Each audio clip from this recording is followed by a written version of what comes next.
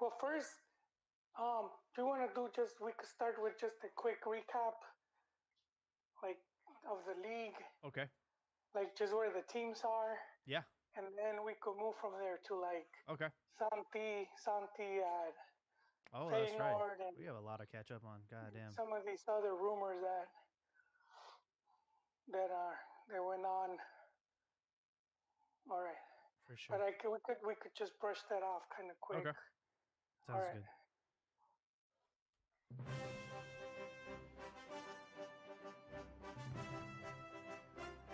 Hello, hello. Welcome back. Oh boy, back from vacation, ready to go at it twice as hard. And hopefully you missed us as much as we missed you. We're back on Cantina MX Football Podcast, episode 343. We're going in tonight. Gonna talk about the last 2 weeks. I'm gonna talk about some chisme. I was out in Mexico and Guadalajara, heard some great chisme. And of course, it's almost inevitable, but we're going to talk about Chivas, especially after Velaz's interview today, 4 hours ago. But before I go any further, I got to welcome my boy, Joel, who's been waiting patiently for 2 weeks. How we doing? Good, Jaime. There's a lot of good stuff going on. I said I'm doing good, better than Chivas, and Oof. just lost 2-0 to to the Galaxy, and what is it? The League's Cup, and right now America is 0-0 with LAFC, and they're playing at Sophie Stadium. She's got pretty good attendance for a midweek game. But this is, and I heard criticism about like this tournament doesn't help and whatnot. And despite that, we can't forget that business first, sports second. But that's just the reality of any sport, of any club, because you need money to buy players, to pay a coach, to pay the rent. It's not on charity, and it doesn't work on popularity. You need to throw money to make these teams and then stay afloat.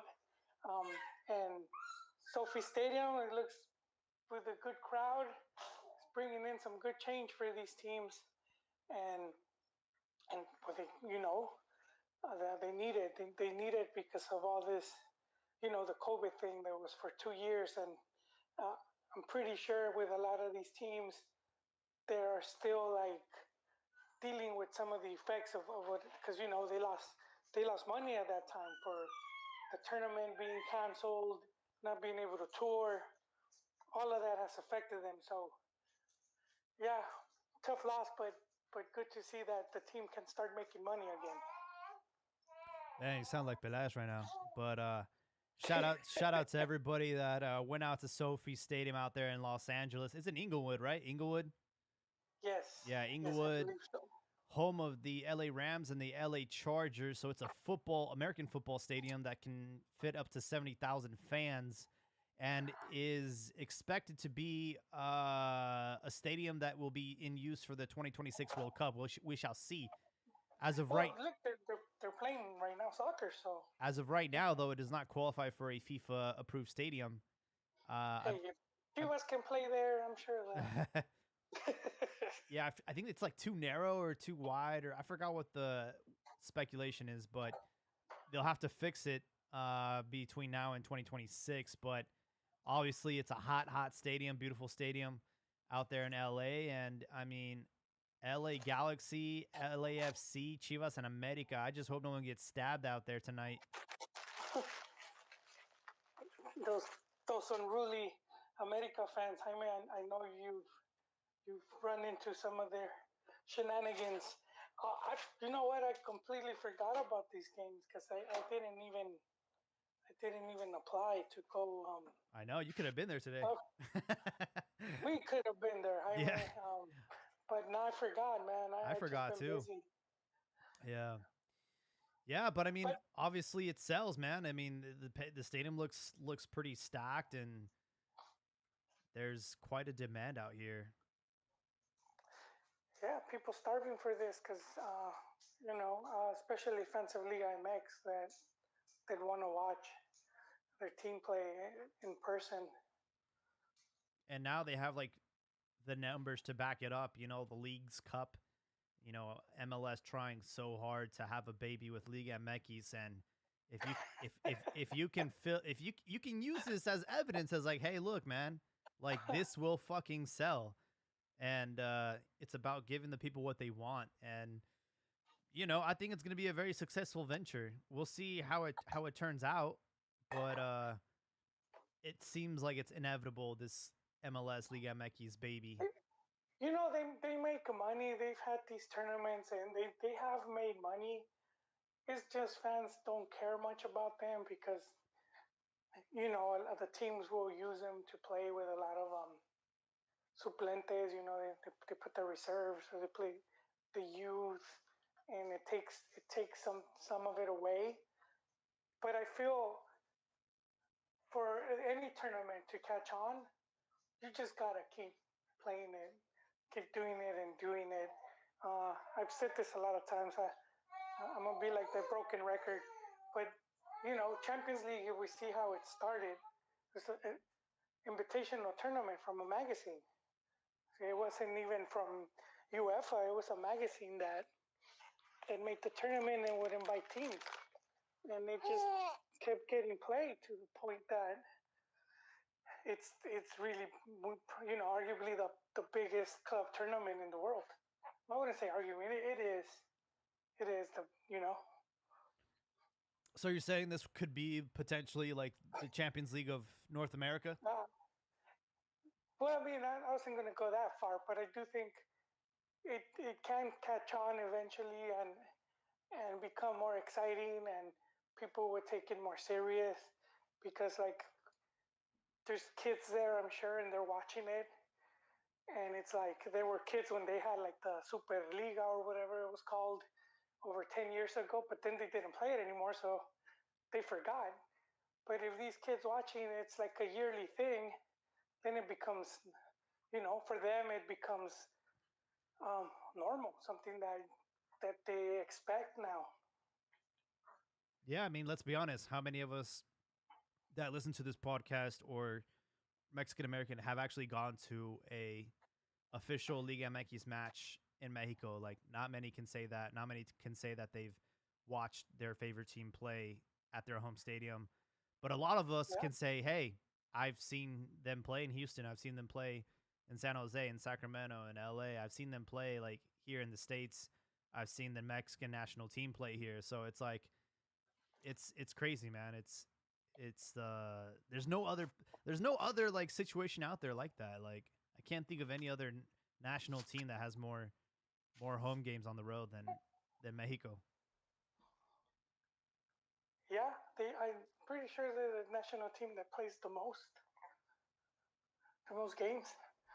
Um, Yeah, absolutely. So we kind of have to recap Liga MX as of right now. Tigres have only lost once. They're in 15. They're in first place with 15 points. My boy Piojo Herrera is doing a good job out there, huh? he he was getting heavily criticized since last season. He's only a motivator and a host of other things. But after 6 games, 5 wins, 1 defeat, he's top of the table with the Tigers. And I mean, it just goes to show he's always, I won't say always, but for the most part, he's been very consistent in the clubs he's been at, and he's always has them fighting, for the league. So I think this is good, man. I think I'm gonna say this because we've we have like the league where it's like very few Mexican coaches, majority of Mexican coaches.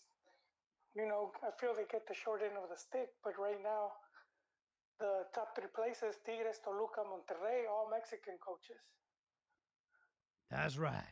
And yet Toluca is Nacho, and he has them playing pretty good. And he's back. He's back there. People had written him off. Came back from Spain with a big L, and then his his first season wasn't that good, but he's showing what he's made of. And then Buse, man, Buse was getting destroyed since last season. Monterrey held on to him. He's in third place, uh, which is, I think it's expected of Monterrey, but I'm just going to mention it for Buse because everyone keeps saying that he's done for. And so I think he has a lot to prove. Not, not, not for himself. He's very accomplished, but to prove, I guess, to his naysayers, where they could see that he still has more to offer. Yeah, because as is late, it wasn't the Midas touch; it was more like the bronze touch. But you got to give them credit. They have a game at hand, so they've only played 6 matches, so they could potentially end up in first place.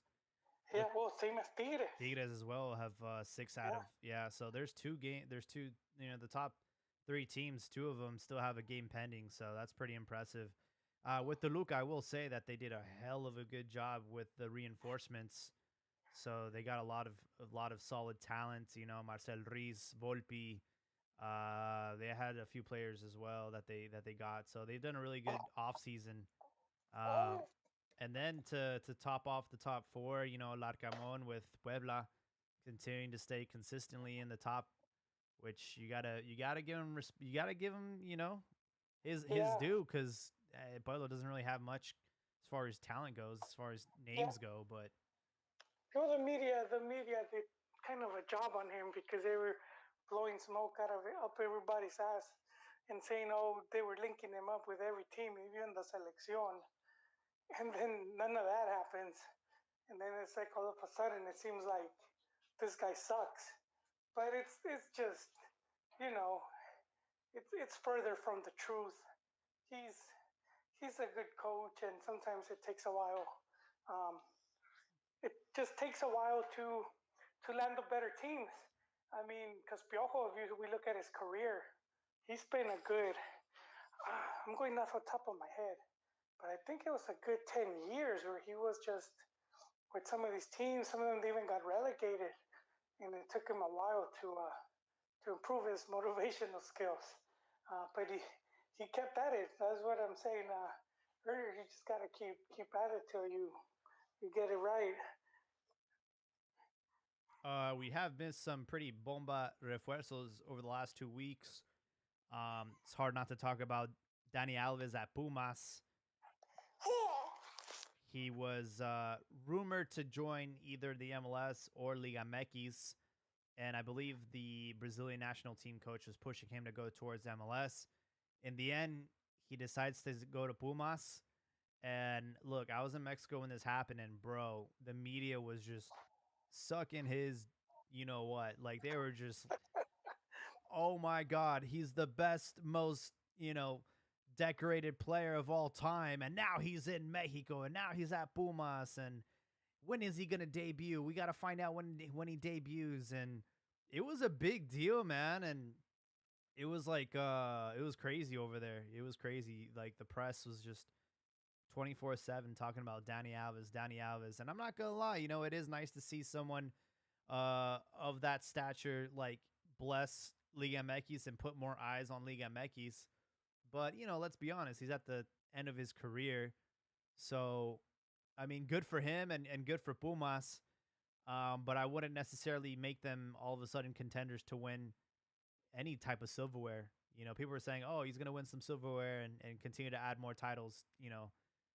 More trophies to his cabinet. But I don't know, man. I don't see Pumas winning anything. But I could be wrong. Well, they've been close. Um, they got that busted up RG. I think Al Pastor knows his name. I already forgot his name. Dinero? No, man. If these guys requested to speak, I'll invite them to speak. They probably know. he was in Boca, I think. But I know he was injured. I'm pretty sure of that. Um, no, they've been close, and sometimes having that one or two players that can make a difference can tilt the favor. can tilt the scale in your favor, and that could be enough to win. You don't have to be dominant or whatnot. You just have to win the right games. And not miss your PKs when you get them gifted to you. Not and that's a Chihuahua jab, if I'm not mistaken. Damn, it's like they don't want to win. No, yeah, this what is it, Alves, and just today Funes Mori. I mean, not Funes Mori. Well, yeah, Funes What Mori, is it? but is it The Roger? brother. What is the brother? The other Mori. The, I think the his name's good. Roger. The good. No, The good Ramiro. Ramiro. Roger.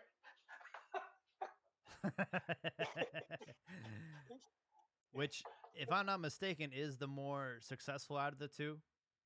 Yeah, He played for Everton and he's the one we should have nationalized.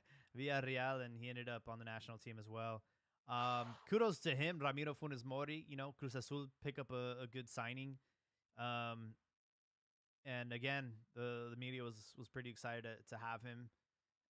And he said himself that he actually was a fan of Liga MX. He said because he grew up in, if I'm not mistaken, like in Dallas, right? He was part of the Dallas Yeah, him and his brother. youth team. So he said that by default he saw a lot of Liga MX. So another player that is gracing Liga MX. Who else, man? I feel like there's been a lot of signings in the last couple of days. Oh, well, going the other way for Cruz Azul is Santiago Jimenez. He's going to Feyenoord, right? Dutch league. Already there, and they already did their little intro video with La Cucaracha playing. Yes, that's the only song that white people know. I I heard him talking, and his Spanish is very Mexican. I was expecting the more Argentine, but he's straight up Mexican. I He doesn't have that accent. 'Cause a lot of these guys keep like Saguinho and some of these other dudes. They never seem like they can't shake it off. true story. I was in a white neighborhood, Walnut Creek, and there was a Mexican restaurant, and there was a band. There was actually like mariachi that night, and like this white guy's like, "Hey, dude, do you guys know like La Cucaracha? Can you guys play that?" And I was like, and I said to them in Spanish, "Hey, no toquen esa canción, no mames." And I told him to play like a better song, and that's the only song people know, man. There's other songs than La Cucaracha. That's a I don't know. I guess because it's like really old song, and it just became popular. The car horn. Celito Lindo and La Cucaracha, just no. You wouldn't get that car horn. Oh, that's a dope car? ass car horn. But I always associated that car horn with like a fucking Winnebago or a minivan or some type For of. me, it was the people that sells fruit. They would get there. They probably don't do it anymore, but you had these like Mexican dudes with a truck, and then they would Yeah. park. They would post up and hit the cucaracha horn, and they had produce right there, man. You have to go to the Yeah. market. Let me ask you this: do you think it's risky this time of the year for Chaquito Jimenez to go to like make a move abroad? Like you're that close to a World Cup. It's in November. You're in great form at Cruz Azul. You're in Mexico. Why take a risk now? Why go to I think Rotterdam and potentially like not be the starter or sit on the bench and then miss out on a World Cup? I agree it's a risk, but I think the Dutch, that league more than any other league, I think they've been straight up with mixed players and with their treatment. And so I think when they go after a player, and especially if they pay good money, they're not gonna like just dump you on the bench. He's gonna get the PT. So I do think if that was one of his concerns, I'm sure they were like, and it's in their best interest too because he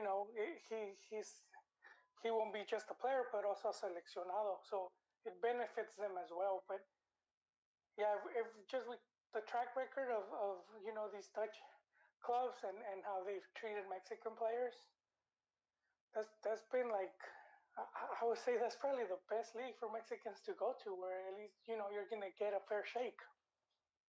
That in Germany. It's a bold move, and I'm sure that he probably would have went for more if they had waited till after the World Cup. So I can see why they're doing it now. But it's coming from experience as far as like joining a new job, a new company. There's a little bit of a learning curve, and when you're that close from like a World Cup ticket, I don't know, man. It's a bit of a gamble. Um, I'm not entirely convinced that the Dutch league is better than the Liga MX. I will say though that they do prepare players for you know bigger stomping grounds.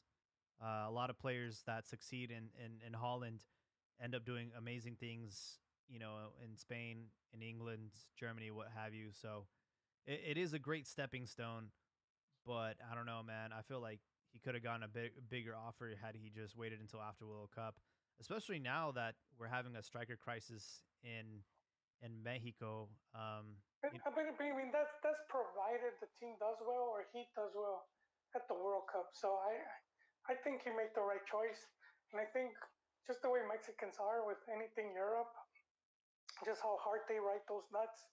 I just needs to score 2 goals, and then the media and everything. There's gonna be so much pressure on Tata Yeah, that's true.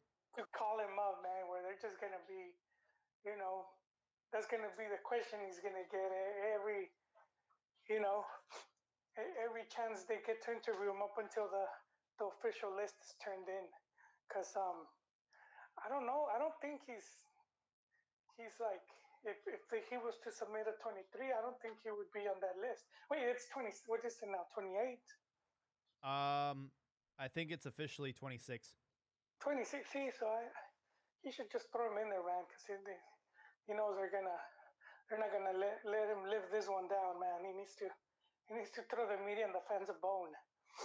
Well, thank God that Tata right now doesn't really have a choice because Raul Jimenez is injured.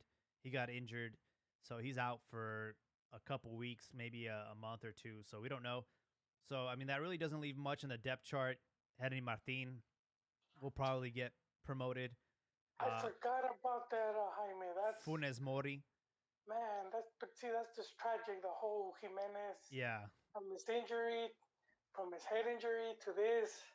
It's like there's like a dark cloud following this guy. At this point, I would not get in an airplane with him. I'd be like, send them on a send them on a boat or something. Nah, there needs to be like You can't rescue the team, dude. he needs to like crack David Luis's head open. I think that will reverse. He needs a limpia, like dozen eggs. like our boy Yums. He needs a limpia. But yeah, right now it's a pretty bad situation for Mexico, because also JJ Macias is out for 9 months, so he's done. Raul Jimenez questionable. So I mean that really opens it wide open for players that are on the cusp. You have obviously you have Henry Martin, you have Funes Mori, you have him, and you also have potentially Mudo Aguirre that plays for Santos. That's basically it, man. I can't really think of too many strikers on the top of my head. No, there was Vela who, took himself out a long time ago. Yeah. And then Chicharo, I don't know if you saw this clip that's going around where they give him a Mexican flag to sign. And he just tosses it to the side. A lot of, man, I feel like Chicharito right now has been taken out of context so badly. Like there was that video where he landed at Dallas, and there was a kid from the Dallas supporters that wanted an autograph, and he just like straight up like said no, like don't even touch me. And then he asked the other supporters like, "Hey, I'm not gonna like approach you guys." like just take a selfie. You know, he No, did. he said turn around Yeah, and take the selfie. Like yeah. that He that was pretty smart yeah. idea though. He ain't trying to Like, I get don't want he ain't trying to get monkeypox. no monkeypox. You know what I mean? I mean, it is MLS protocol as well. He was respecting that also. Yeah. See, there you go. And as far as the Mexican flag is concerned, it's not because he hasn't been called up. It's not because of that. I think he, out of respect, he doesn't want to sign, you know, But he didn't need to toss it. I a mean, flag. he could have The way just he, folded yeah, I me. will say the way he did it was like, dude, at least like give it back to him. Just don't throw it on the ground. But Yeah, at least just hand it back. it's I all don't know. good. He's got a new broad. He's smashing. You know, she's a model, and you know, I haven't even known. I didn't even. you know what I mean. I'm not up He's to. pumping his, you know, he's getting it in. Maybe not on the field, but off the field, he's getting it in, and typically that means things are going well for him in his personal life. It sometimes translates to the field, but he's at that age and that point of his career where I don't know, man. I think he's missing the boat as far as maybe getting another World Cup appearance. I just wish they would just be like very clear about it. I hate this wishy-washy yes or no. Are you in? Are you out? I wish Tata would just go out and blatantly just say, "Hey, look, like he's not in my plans. Like, let's just nip this in the bud right now."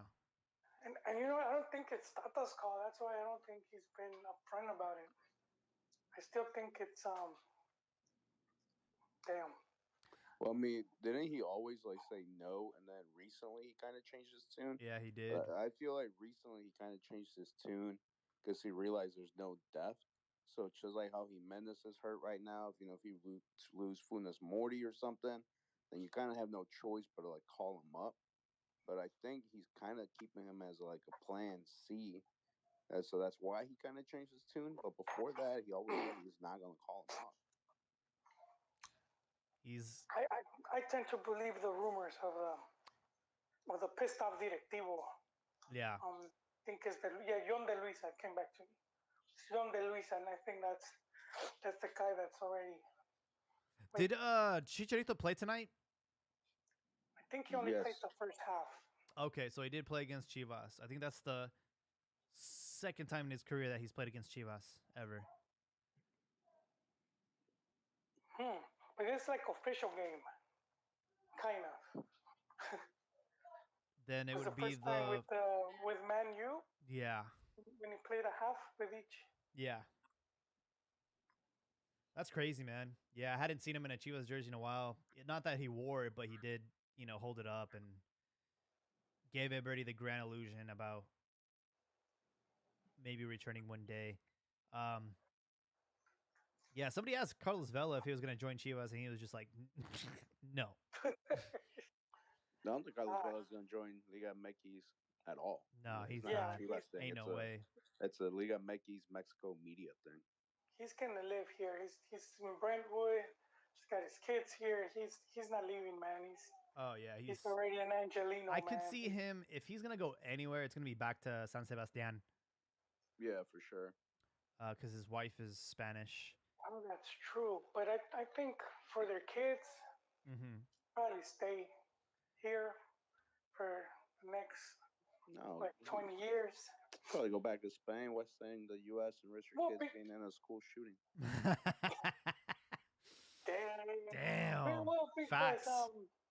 go to the nice schools with proper securities. No, because I think right here he could easily get a job through LAFC, where he could be like some type of directivo or something. They'll I don't know, man. Around. I'm curious to see what he does after he retires. I'm pretty sure we're never gonna hear from him ever again, dude. He's not gonna be. He's not gonna be like on TV as a one of those people that talk. He hates soccer, so he's not gonna want to be involved in it at any point. Yeah, he has enough money to not be concerned about having a job. He'll end up being like some like NBA like something involved with the NBA or whatever. But yeah, there's no future for him like at Univision or TUDN or anything like that. Nah, but LAFC, like an ambassador, just maybe give him some job just to keep him around, and he just comes out at the start of the season. They applaud, and then he just, maybe he does a market opening or something. So I know what to do with some of these players. yeah, confirmed transfers as far as players going to Europe. Marcelo Flores from Arsenal U23 to Real Oviedo, which we must remind you is owned by Grupo Pachuca, or yeah, right? Yes. Yeah. So he's going to It, that Oviedo, second division of Spain. I don't know, guys. Under 23 Arsenal, second division in Spain. Is this a downgrade? Is this it definitely is well, not downgrade from the under 20s, but downgrade from he could have been in Arsenal's first team. It just goes to show all that ball washing all these fanboys were doing for months and wanting him in the selección as a starter, and it got a bit exaggerated, and it just goes to show, man, he still has a lot of developing to do. Um, and absolutely?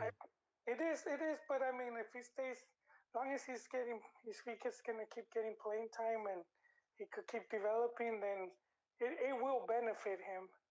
So, I mean, downgrade because yeah, you're going down from a big team to like a second division team. So that one is Yeah. quite obvious, but playing wise, it should be an improvement. It reminds me of when Carlos Vela basically went through the same situation at Arsenal. He got loaned out to Celta Vigo and had a great time there, and that was in the second division of Spain at the time. So I think he'll have a similar trajectory as Vela, except without all the disciplinary issues, because Carlos Vela liked to party. Orbelin Pineda, he says, "I'm not going to Chivas. I'm going to go to Athens under Matias Almeida." Celta Vigo have no intention of keeping Pineda. They actually were trying to sell him. So Greek league, is that again? I don't think that's better than the Mexican league. Fisherman's League, Yeah, literally. Johan Vasquez, Genoa to Cremonense. another downgrade. Well, Genoa got relegated, so you know. But yeah, he went from a relegated team to a team that's already relegated. It's, I mean, he didn't stay in the Serie A. No, he is. Yeah, they're in the Serie A. I thought they were in Serie B. No, Genoa went down, so he that's why he moved. Yeah, Yeah. but the team he moved to, I thought they were Serie B. No, they're in No, they Serie got A. promoted. Yeah, they got Oh, they promoted. just got promoted. All right. Yeah. So another relegation candidate team then. Yeah, he just went from another slump buster No, to another. no, I'm messy. Nah, if he stays in Serie A, it's good, and especially in these smaller teams, man, it's more hard work There's a than if video. you're in a stronger Yeah, team. Right? there's a video that came out recently, and he was just saying like, I didn't know defending until I came here. Like everything I thought I knew about defending, like throw that out the window. Like first day they had to like explain everything to me. So we'll see if it pans out. You know, Hector Moreno said the same thing. And then also, I mean, I kind of disagree with these arguments. Whether like Dutch league is better than Mexican league or Greek league is better or not. I think that doesn't really matter. I think what Brazilians and Argentinians have done is we're gonna send out 1,000 players across the world. From Vietnam to Russia to whatever, and the ones that pan out, great. So it's the same thing with this. If they're taking up spaces in Russia, Greece, Poland, what you got to think about is that now back in the Mexican league, you have spots open for new younger players that come up and take those, and then you can export them. The idea is just to get as many out there as possible, and the ones that make a name for themselves and then jump from like Greece to France or Greece to Germany, whatever the case might be, will work out great. Same thing with Marcelo Flores. I mean, Arsenal never valued Bella. He will go to Spain, kill it. They bring him back. He scored preseason friendlies, and he would never get a chance. So if he's gonna go and play in Spain against grown ass men, even if it's Division Two, it's definitely gonna be a benefit to him. I mean, but I don't see a problem with all these players going to these other leagues or like with Johan going to like a lower division club same way how we want him to be in a bigger club. There's a bunch of players in that league from different nationalities whose people back home, they're like, oh, why can't he be with Milan? Why can't he be with Inter?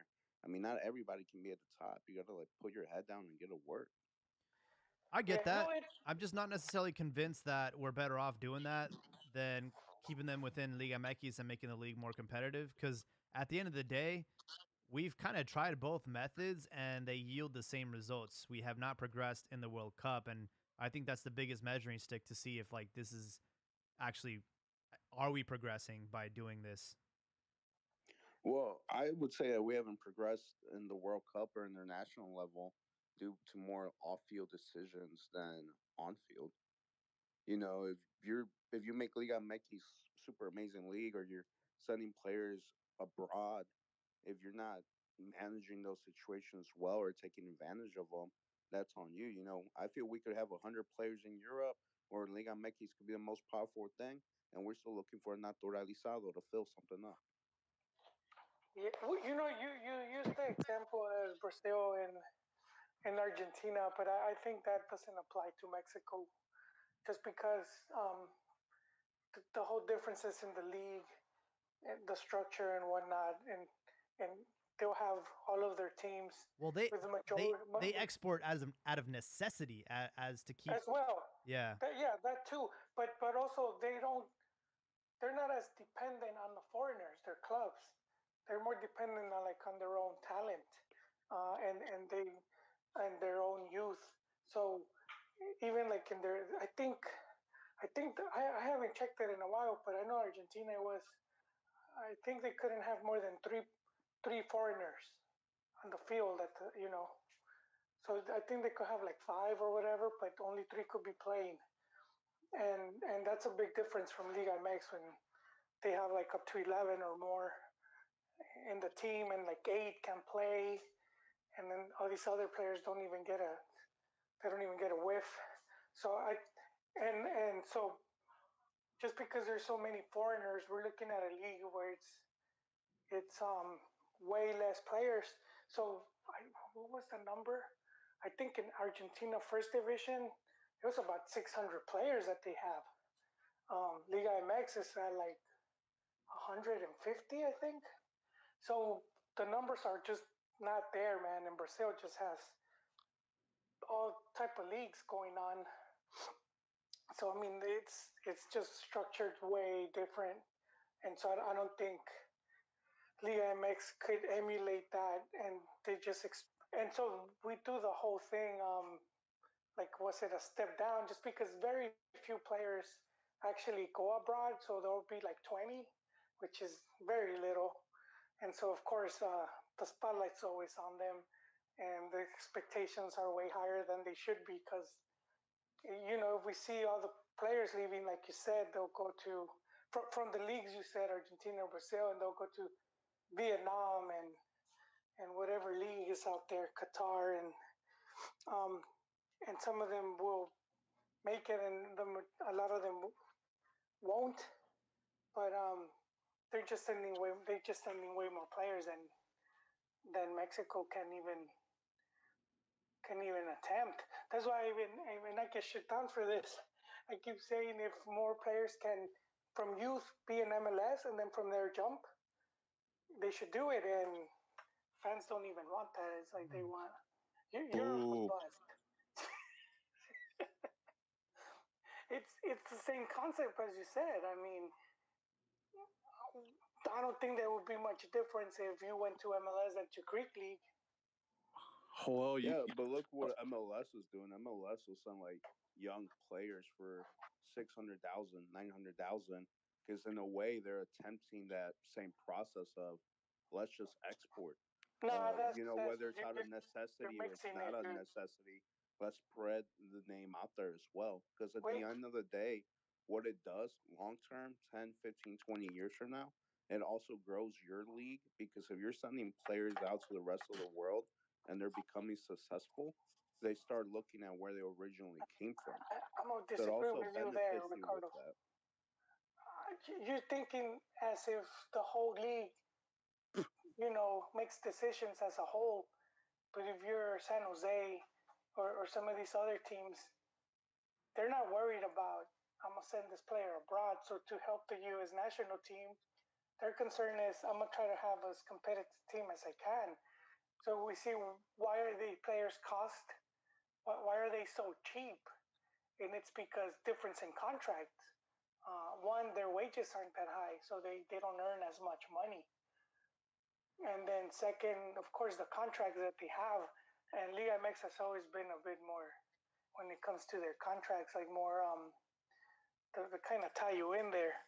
But I blame some of the players too, because a lot of times they'll take these high, like Pizarro when he came to Chivas and he took, you know, I'm pretty sure he was making bank, and that's the sacrifice. If it's like if you want to go to Europe, then you can't put yourself in a position like that where it's like he's gonna cost that much money just because Europe is not won't pay that much money for Mexican players. I disagree. Well, I mean, but see, it still plays into it. Like we can't deny that have the contracts and what they're getting paid goes into how much a player is going to be valued. That plays a big role, and also how long their contracts are. So I think that's been a difference. Like look at trophies. Look how long he was at Chivas. I felt like they gave him a 10-year contract, and he should have never been tied to the club for that long. They got to the point where they couldn't even get rid of him. Yeah, but that's the thing. You're looking at like players like Pizarro, trophies. You're talking about like well-established players. I'm not talking about that. I'm talking about like how some guy, I think Santos, like Jordan Carrillo or something. They sent him over to Oviedo or something like that. But Sporting Gion. Dijon. Yeah. Dijon. yeah, sporting like so. You also have like where you have these players where they're young and promising, and they haven't become well established. Only got McKees. Send them off because all that does it opens a spot for someone else. But I you w- can't Because just if send the them league off. isn't You're assuming that's like the spot's just waiting for you, and it just doesn't work that way.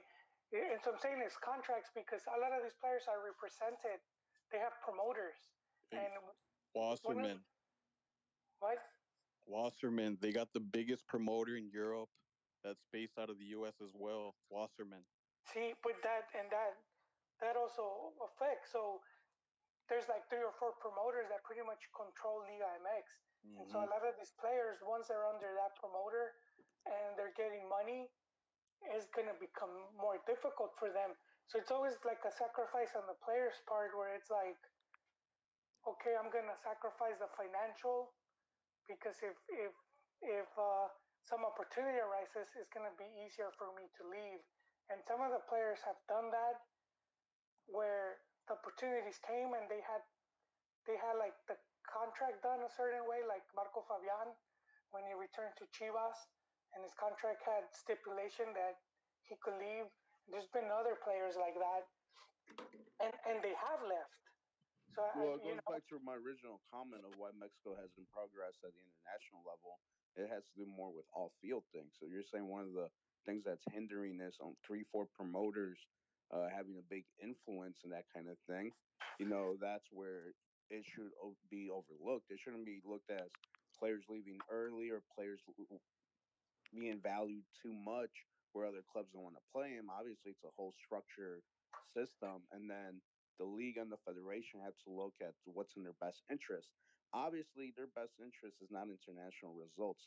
That's why I'm at the point where I'm club over country.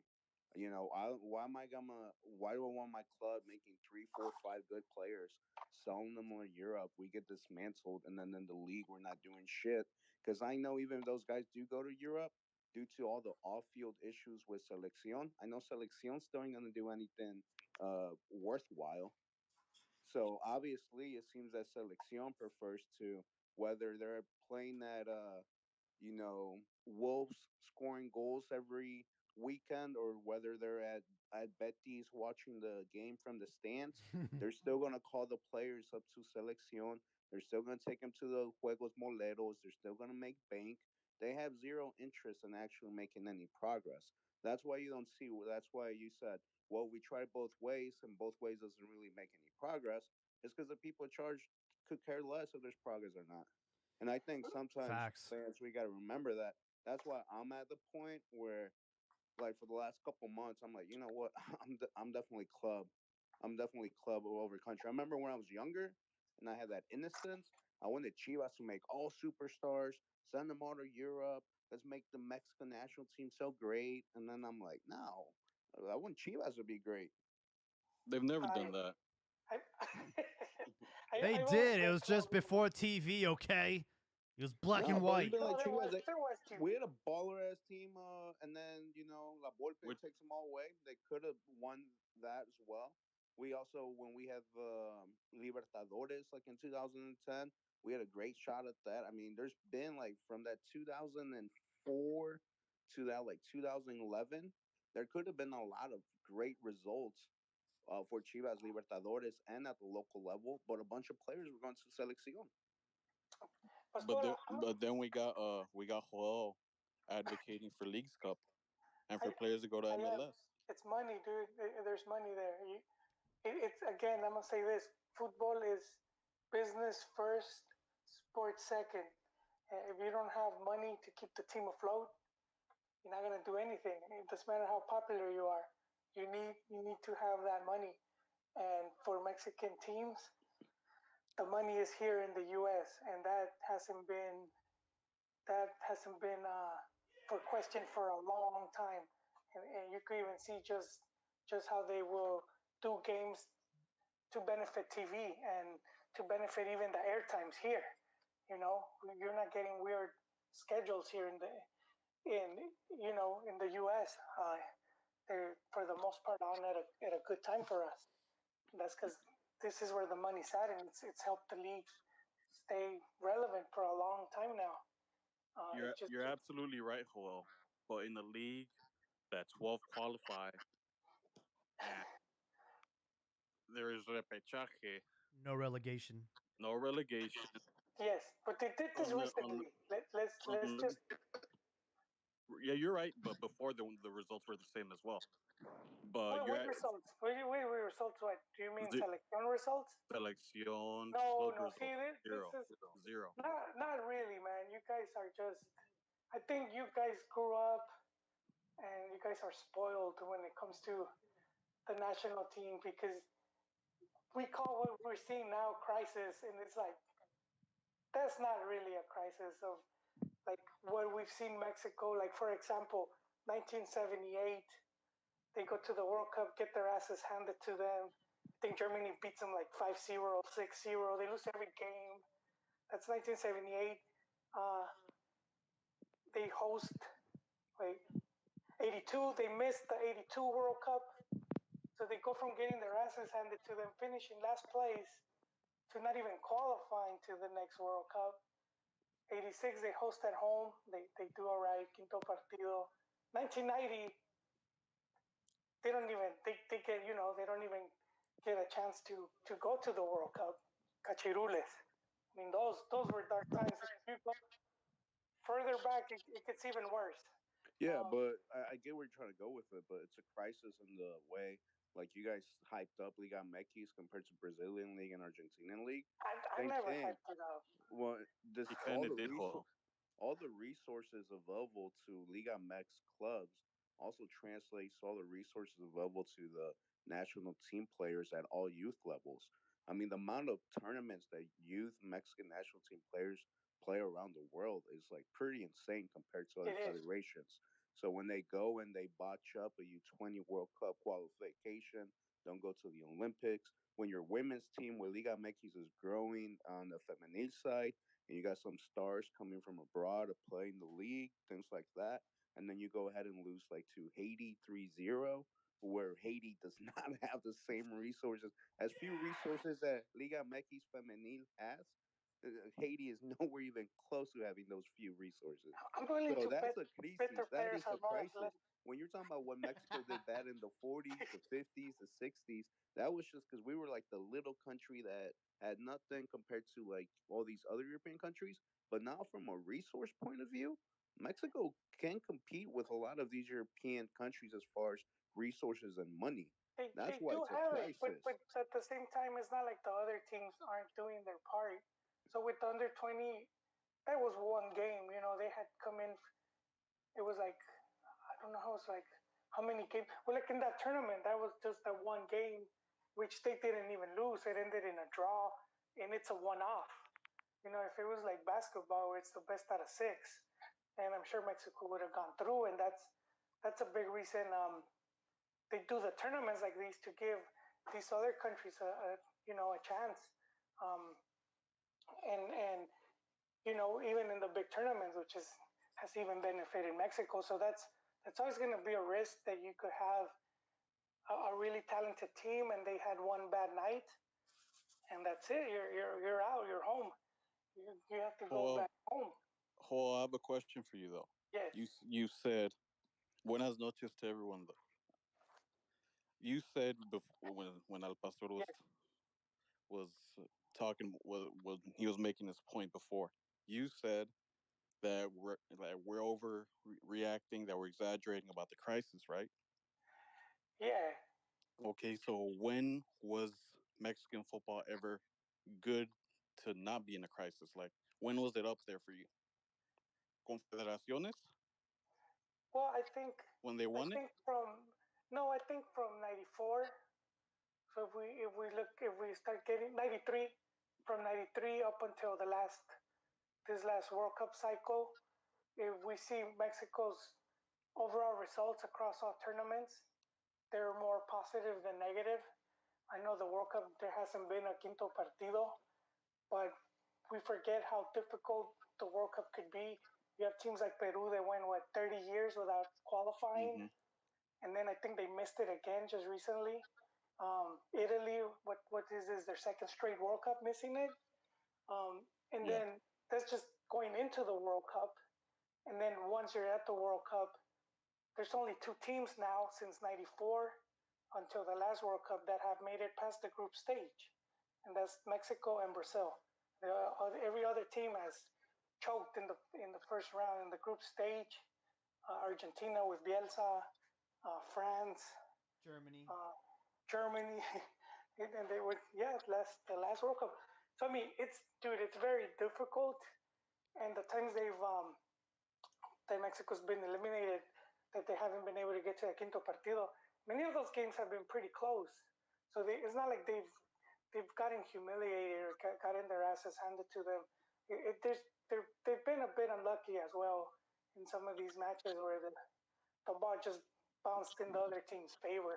But I do so I wouldn't say they're in a crisis. You could say they stagnated, where they haven't been able to improve from where they're at. But They've plateaued. yeah, so they haven't been, but they're not bad. If we look at teams that are truly bad, I mean, like, yeah, you don't want to be there. You don't want to be like Peru and go 30 years without a World Cup, man. You're gonna be like Atlas when had that 70-year-old watching them win, and you're gonna be that 80-year-old dude watching Mexico return to the World Cup. I mean, but would you Uh, call that bad though? Like for Peru not going to the World Cup for that amount yes. of time, is it bad compared to what they had available as far as players, resources, everything, and in their environment? Oh, I wouldn't call it ideal. I wouldn't call it great, yeah. but at the same time, I wouldn't call it like surprising. Like it's like terrible. It's like you can kind of see it. I mean, if you're competing against Brazil, Good point. Argentina, Good point. Uruguay, Colombia, those other countries, it wouldn't be surprising to say they make it to the World Cup. Now with Mexico missing Olympics for both men and women, missing the Youth World Cups, what would it take for it to be a crisis? Mexico not get out the group stage? no, it happens, man. I Like the mean, it happens to final nail in the coffin? no, but it happens even to Germany. I mean, Germany went through, you know, they went to win the World Cup to get eliminated in the group stage, and then I think they didn't do good in some other tournament. And are they gonna start saying crisis, trying to rewrite everything and start, Well, you know? well, they got that pressure on them. That's something we have, like Mexico and like as regarding the international, the selección and the clubs, we have fake pressure. We're like everyone says, we're the el gigante con CACAF, right? Yeah. Like we don't have like it's something is like we're manipulated to think that with that Mexico is some juggernaut. But like you said, like you and El Pastor bring up some great points. But I remember a couple years back, I remember seeing Faitelson being interviewed by some Hondurians on YouTube, and Yeah. they mentioned like Faitelson, he was giving him shit for being in Central America and stuff, right? And but he has a point, man. Uh, Mexico, everyone's been where our problem is that we're stuck in CONCACAF club. Like, it's CONCACAF's fault that the clubs suck and the selección sucks because everyone's leeching off us. I remember you saying that back in the '90s that the U.S. would bring in Mexico for like to practice, right? Because they didn't have their shit together. Oh, we're talking about there have. Like they would bring them into like a like I don't know if you said it was like in the late '80s or early '90s that the U.S. national team they would bring in Mexico like the Mexican national team for them to practice so they could like No, that wasn't me. no One of the points I made was there was an amistoso that so like the contract with Soccer United Marketing, so they promote the Mex in the mm-hmm, U.S. throughout the games, and one of their games I think is they have to play the U.S. yeah But they would always host it around. I don't know if it was in February or March where they will host Amistoso, which was right after the U.S. would host like a month-long training camp. So you have the U.S. practicing for a whole month. They used to practice at right here in Carson at the Galaxy Stadium, and so people there was really people there, but you could go and see the training, mm-hmm, um, and and that was one thing that I think like FMF wouldn't take into consideration, where it's like they probably didn't take the rivalry as serious, and so when it was time to play that game, the coach would just like pull in a couple players. They'll train for 2 days, and then they go and get their asses handed to them because this team had already been a month in, just getting ready for that match.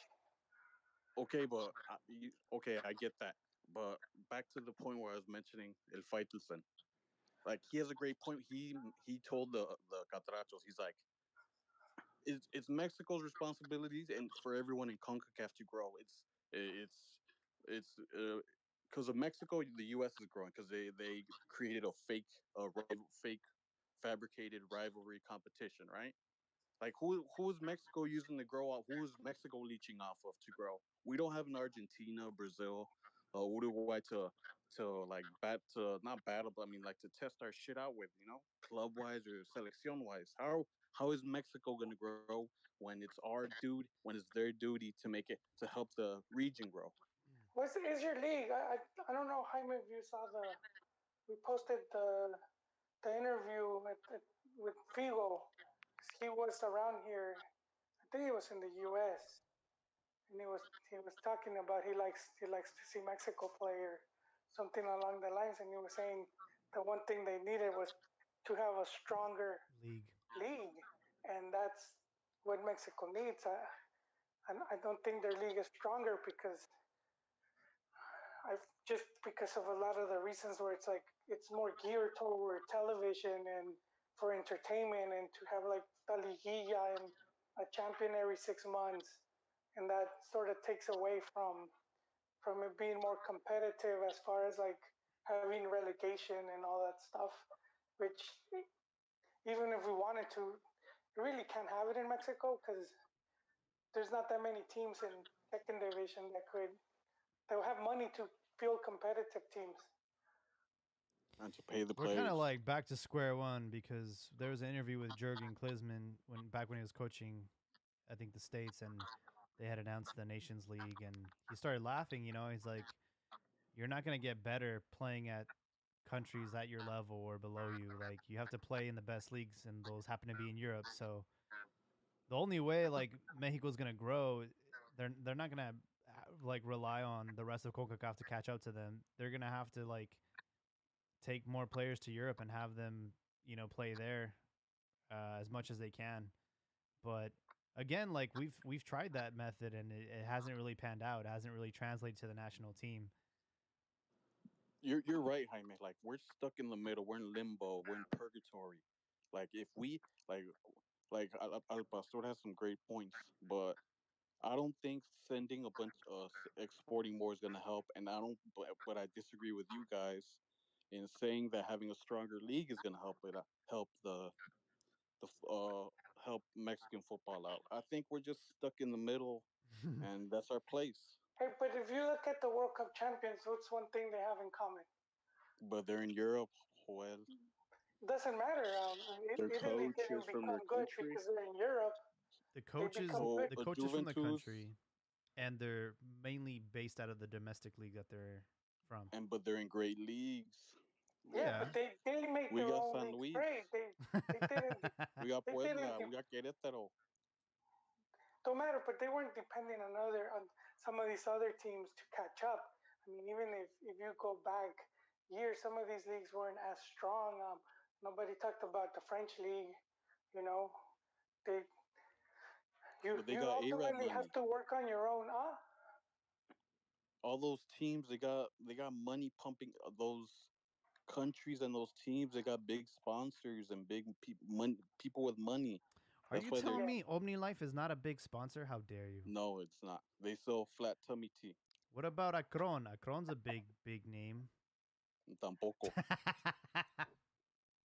Hey, and I don't want Mex. I mean Chivas. Man, you guys really let me down. Cause I used to buy into that Chivas, all Mexican, this and that, and now you guys, I wasn't even gonna call in today because I thought you guys were gonna talk about Sporting Crystal or Alianza Lima or a team like that. Cause I don't know anything about those Peruvian teams, you know. Ah, no, that Chivas tradition. Hasn't been broken. It no, it was broken. It was broken years ago. Well, with the Ah, Pochos? Yes, because see, this was the rule: Mexican born, and then Yeah, they said, "Oh, we're going off of the Constitution, the Mexican Constitution that says that if you're born from a Mexican parent, you could at least one of them is Mexican, then you're considered Mexican. But that doesn't mean you're Mexican born. So you're you, not born. You Chivas rule was you just have to be born in Mexico, and Hey then they man, switched it Mexicans are to born they, wherever they well, fucking feel like it. speaking of hello, but constitutions, did Chivas ever have it written down that to be born in Mexican yes, territory? yes, There, it says on the somewhere paper. there's a document out there where someone can like take a picture, upload, and say, "Yo, you guys had written down Mexican territory and you broke it." Well, they did. They did when they brought in the pochos, which they were gonna have to do eventually No, because what I'm saying, but was it, that rule broken, or I always say Mexicano nacimiento? Because the one thing saying Mexican territory is completely different than Mexicano nacimiento. I was born in Mexico. My son was born here in the U.S. He's Mexicano nacimiento in the sense that he automatically gets my Mexican citizenship. yeah, but see, it's man. but I think wait a I minute. deleted that We're picture.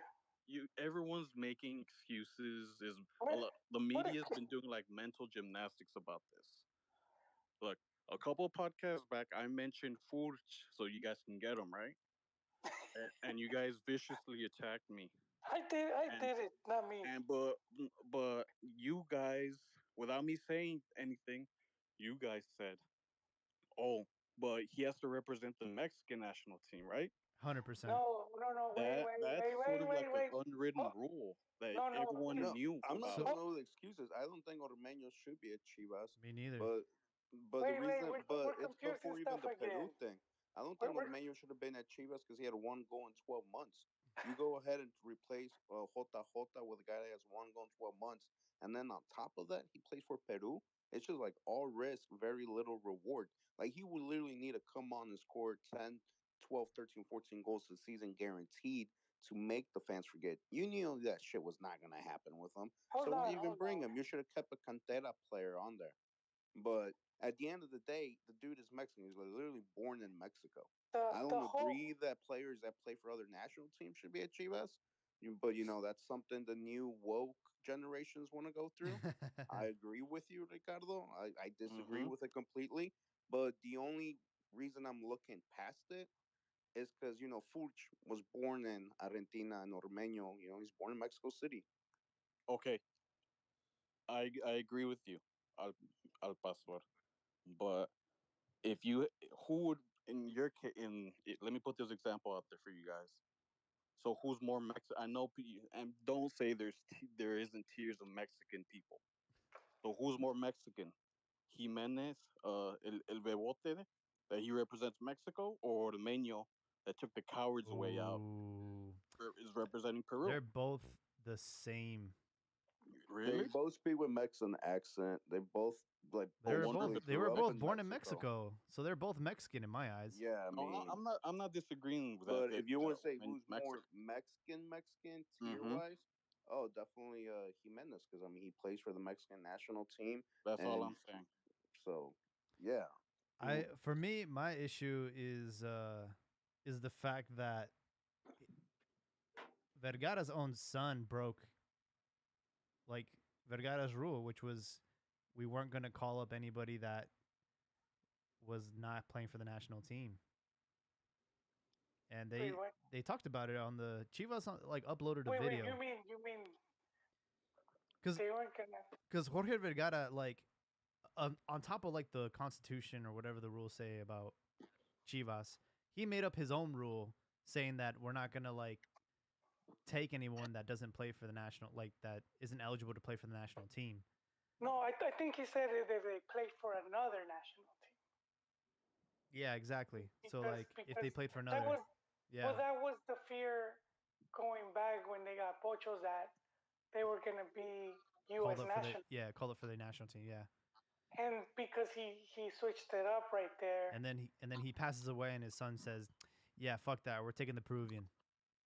Well, I mean, you just Wow. have to because it's like there's You not that have We many didn't to. have to players. do You anything. had We could to. have just not signed You could have anybody. not gone after him. You had We could have put a players. traffic cone out there and it would have been a better case. I don't It's mean not Ormeño. like you I went and don't mean said, Ormeño.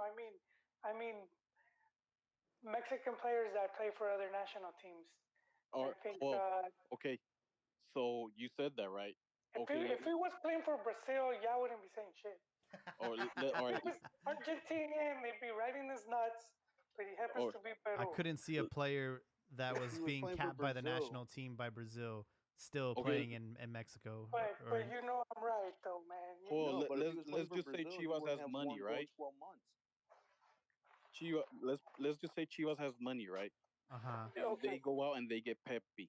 Is that okay with you? After No. he's representing the U.S. He Yes. and that's the Okay. thing, right? He technically Wow. under the rules, he would be eligible to play for Chivas, right? Because we let Romania do it. But Pepe was born. That is gonna Pepe happen. was born That is where? gonna happen. Get used to it, Pepe was lads. born in the U.S. Oh, He has a Mexican dad. So I think as long Oh. as one of your parents. yeah, I looked up the document, yeah. Pastor. I looked up at the document. I found it, and it does say it does say Mexicanos por nacimiento. Yeah. Oh, but like I get that, but when when everyone was talking about that back in the day, everyone knew what Mexican was, man. Let's not make a like. Let's not. Everybody knew overthink. what a man and what a woman was too. Those days were nice. No, but you know what I mean. Like no one, the double nationality thing. Like no, everyone Yeah. knew that if like what they were talking about when they meant Mexican. Someone that represents the Mexican national team, right? And I that don't was know about born that, or Mike. Look at Atletico Bilbao. My, yeah. You could play for Basque. another national team, and if you have a Basque connection, that's good enough for them. Yeah. And you could be with French. another national team. Andorra. Yeah. My issue is like you hate to see Chivas like somewhat manipulate the rules for this guy. That's what I'm saying. Like, But I mean, do it for someone that was like good. Do it for like a fucking Cristiano Ronaldo, but don't do it for Ormeño. Are you kidding me?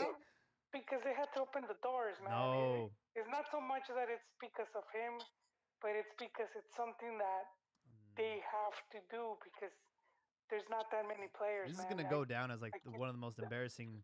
It's because they're broke. Well, Darkest I agree, times. man. You're saying That's- there's not that that's many part of it, players. too. You're There's telling me, not. you told me for a Mexican team, there's not that many Mexicans in the country of Mexico available. Active, When a bunch active. of leagues like Tigres It's just embarrassing that have it's up gotten to this like point. 8 foreign players at once. Yes. It's embarrassing that we've gone to this point. That it's come to this. And Chivas has been real sneaky about it too. I mentioned also a couple podcasts back the Guatemala Were you- girl. about the Guatemala Yep. girl, and Yeah. they did that to test out the waters. It's true. You're completely right. That's And you what guys it was. viciously attacked me for that too. but So that's what you're a saying conversation is for another they're day. gonna continue to like I've do never this. attacked you, It's like man. it's like an A/B experiment. They're like, hey, let me see how much we can get away with and see. And Hey, then, but if you guys check online, Ormeño's playlist, his workout playlist, it leaked. You want to hear it? what Yeah, is all it? right. I want to hear it. Wendy Sulca, is dude. that? That's Wendy Sulca. Oh. He has a song called Cerveza. That's a classic. I do want to They saw mention him jamming something. to that. Huh? You like Wendy Sulca? Uh, That I didn't know. Wait, I'm sorry, Jaime, but if like Wendy Sulca, if you want to like just mess with your brain, you YouTube Wendy Sulca Cerveza, and then she does a cover of like a virgin when she's like much older. And you're like, who's making this girl sing these songs?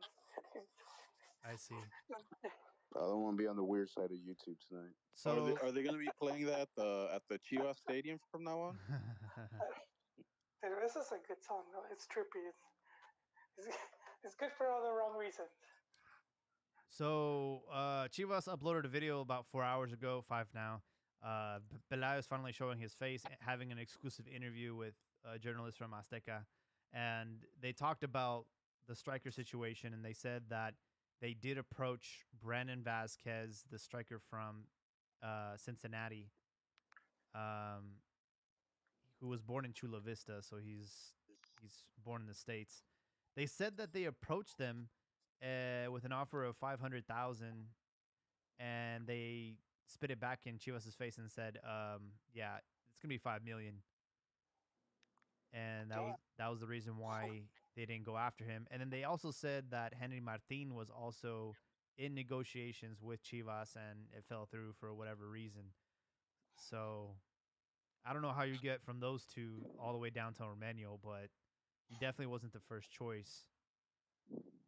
Man, you guys should have really just bought Henry.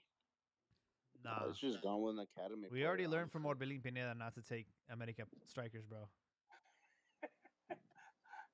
Or Orbelín, what's his name? Oribe Peralta. Sorry. El Hermoso. Yeah. I'm just saying, like, you're bringing in a guy because Jota's out for 9 months. So once Jota's back, what are you going to do with Ormeño? You should just gone with an academy player. If it works out, great. Yeah. And if it doesn't, then you'll have Jota back.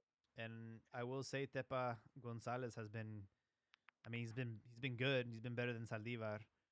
I think they should have just trusted the process. I got to go to one of the games out there, Chivas León. Got to see an amazing goal from Alexis Vega, only to be called off sides after it went to VAR. So it was a very confusing time because on the scoreboard they weren't showing the replays. So I was completely out of the loop. I didn't know what the decisions were. There was also like a red card that I didn't know why they gave Chivas a red card. So there's just a lot going on. I will say though that they are not allowing the ultras to go to the stadium. So they've been like, after the Querétaro incident, the barras they're not going to the games. That's crazy for Chivas part because I think they were one of the clubs that were like you needed like a registration. You need to be registered with the club. You would take Yeah. your ID and all that. So they were more on top of That it. fan ID, right? I was like, Yeah. where's Irreverente? You know, I didn't see them because usually Did you have to go through that, Jaime? That fan ID thing? there was no fan ID, bro. No. No, but that's for the barra bravas.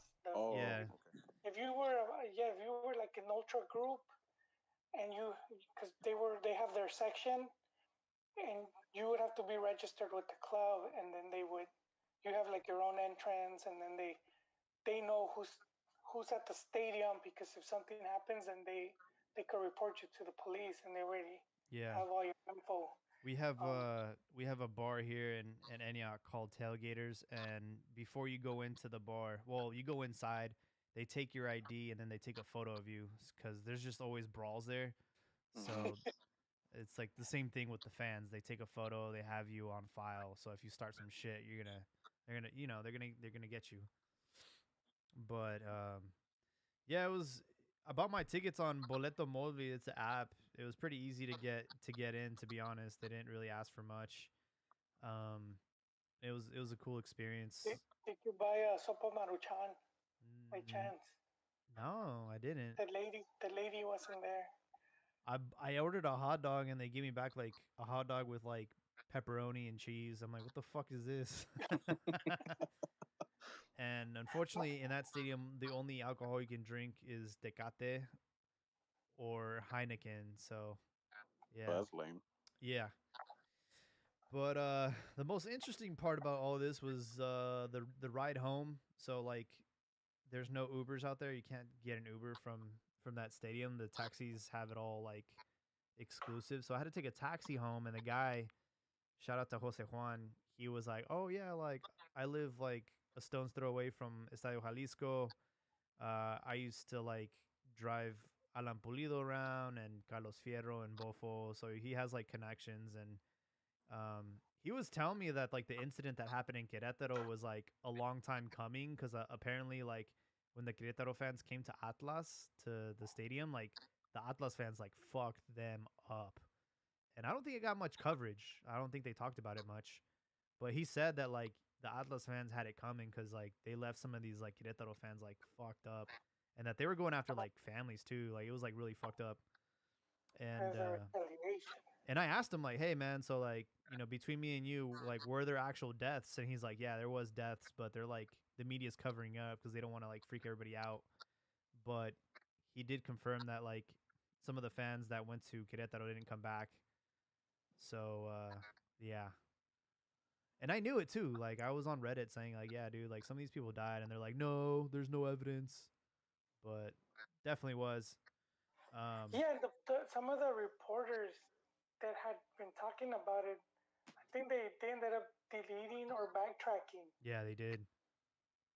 Yeah, they didn't want to like give Mexico bad press, more bad than it already is. But the best part about my ride home with Jose Juan was telling me that Alan Pulido was leaving Chivas. He was on his way to Kansas to sign his contract, and Alan Pulido asked him to stalk his girlfriend, who was Canelo's ex-girlfriend. I didn't know that.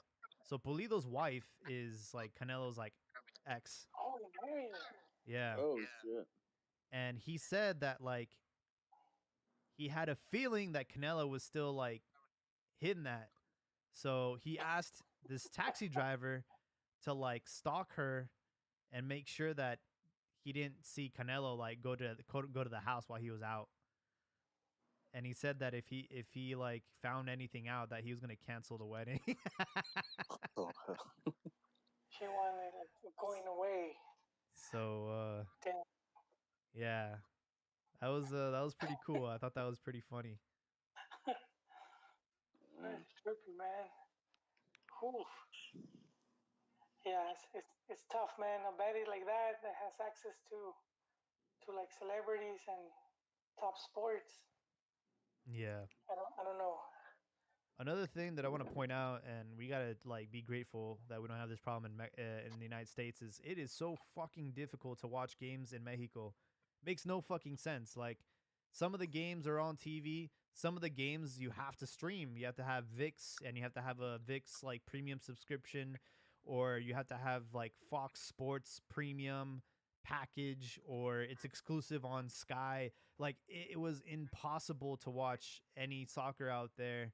I had to have like a VPN and like stream it from like the States. So yeah, if you think it's bad now here, like with having to deal with like Telemundo and Univision, like it's the situation in Mexico is a lot worse and very frustrating. They've introduced VIX over here too. But it's not a paid thing; it's still Yeah, it is. free. Is it? Yeah, I was trying to watch the Toluca game the other day, and it's on VIX Plus. Oh fuck that, dude. And I usually watch all those games on Fubo TV, but they're not on there anymore. Oh man, see that's bad. Yeah. Yeah. It's only going to See, get worse too because um Apple TV has purchased the rights for MLS, and that includes also the League's Cup. So some of those matches we're not going to be able to watch unless you have Apple I TV was Plus. just about to say those games are free. Damn. I'm Yeah. all right missing those games. Are you telling me you don't want to see LAFC versus Chivas? Well- No. Hey, regarding that, I was watch. Well, I don't watch MLS, but they're post. That's Like, cat. no, I swear I don't. TUDN is like the propaganda machine. Like they're in love with MLS. So I stopped watching TUDN and Fox Sports completely. They're in love with. They're in cahoots with MLS. But I was noticing the logo. I was gonna ask Coel something because Yeah. wasn't LAFC or whatever it's called, that black team. Didn't didn't the Chivas owner own them, or how did that work? Yes, Didn't they get any money off of that? they own the franchise. So the franchise Chivas Chivas USA. USA. And Oh, so like so you they didn't make you money kinda off of own, sale or anything?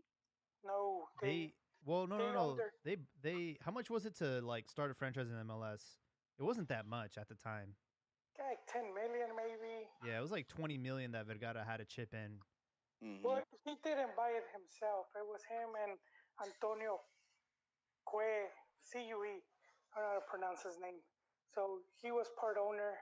Those two guys owned it, and they didn't manage the club well. And then Vergara bought the other half from Q, and then it's like They sold it back to the MLS though. he sold it back kind of for like the same money they. Nah, they made money, Yeah. bro. 20 mil? Nah. We could check because No, it's he sold it's it for like documented. 3 or like at least 100, I think. No, sir. The league bought the franchise back, and then the group of investors that bought the franchise to have the team in LA. Oh, sorry, I accidentally muted everybody. Can you guys turn your mics back on? My Okay, bad. hello. Yeah. Hello? Sorry, I accidentally hit the mute Oh, everyone. I'm just gonna repeat it. Yeah. So the league bought the franchise back. It's between 10 and 20 million, maybe. We could check out it right now. And then the group of investors that came in to buy it, they paid 100 million. So I mean, he missed out on all that money. I just think because he didn't value the league and he didn't know how to he didn't know how to manage that team. He didn't know what to do. There's a lot of stuff he could have done. Well, pretty much everything that I found the their invested article. did. It says Major League Soccer has finally pulled the plug on its disastrous 10-year relationship with Mexican businessman Jorge Vergara.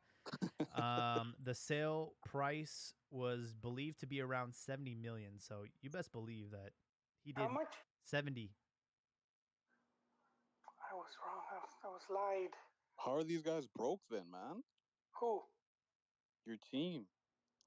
Oh, because well, it's OmniLife, So that's the parent company. So money probably went into OmniLife, but don't forget that Angelica stole a lot of money from both OmniLife and Chivas. She practically owned half of Chivas. Well, 49%, I think, at one point.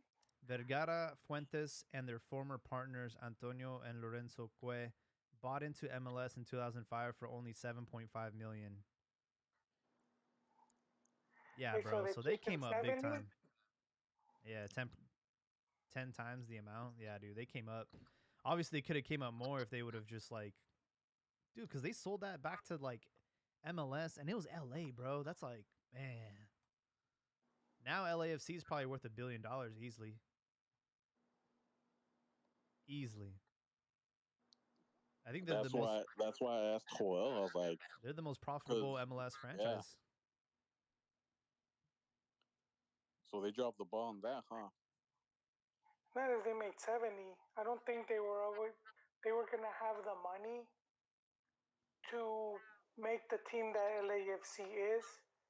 You know, because like they were very professional about it, like even about the whole marketing, coming up with the team name, the logo, the colors. Yeah, I'll be honest, Doing, man. they did grassroots where they invited people, which Hmm. that's why they had barras from day one. They even sent them to Germany. They took all these dudes to I Borussia think Dortmund. Dortmund or yeah, to learn like some shit over there. They took him to the wall. Yeah. No, like I give my props and I got to give them like my respect for that is like a very well done project. Like I hats off to them. Like that was incredible.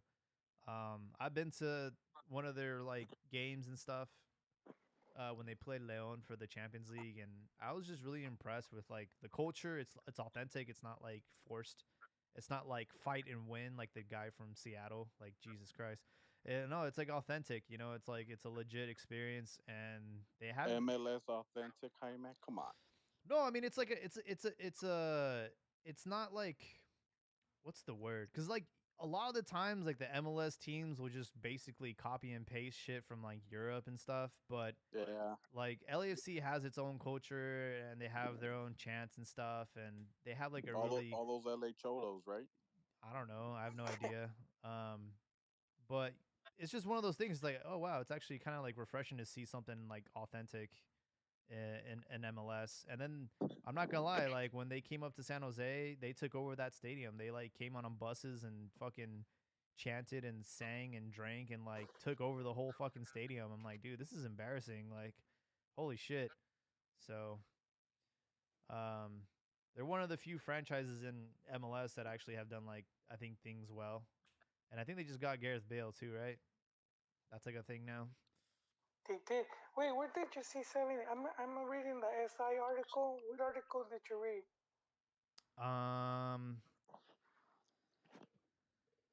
This one was from SI, yeah. What does it say they gave him 70 though? It was latimes.com. Oh, it's in the LA Times one.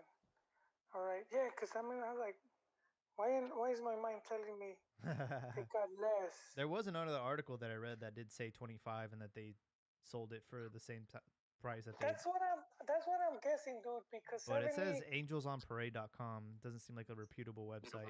it doesn't. But don't you think the Mexican media would have been like all over that, dude? Not sure, He man. didn't hear a word from it. It was like good riddance.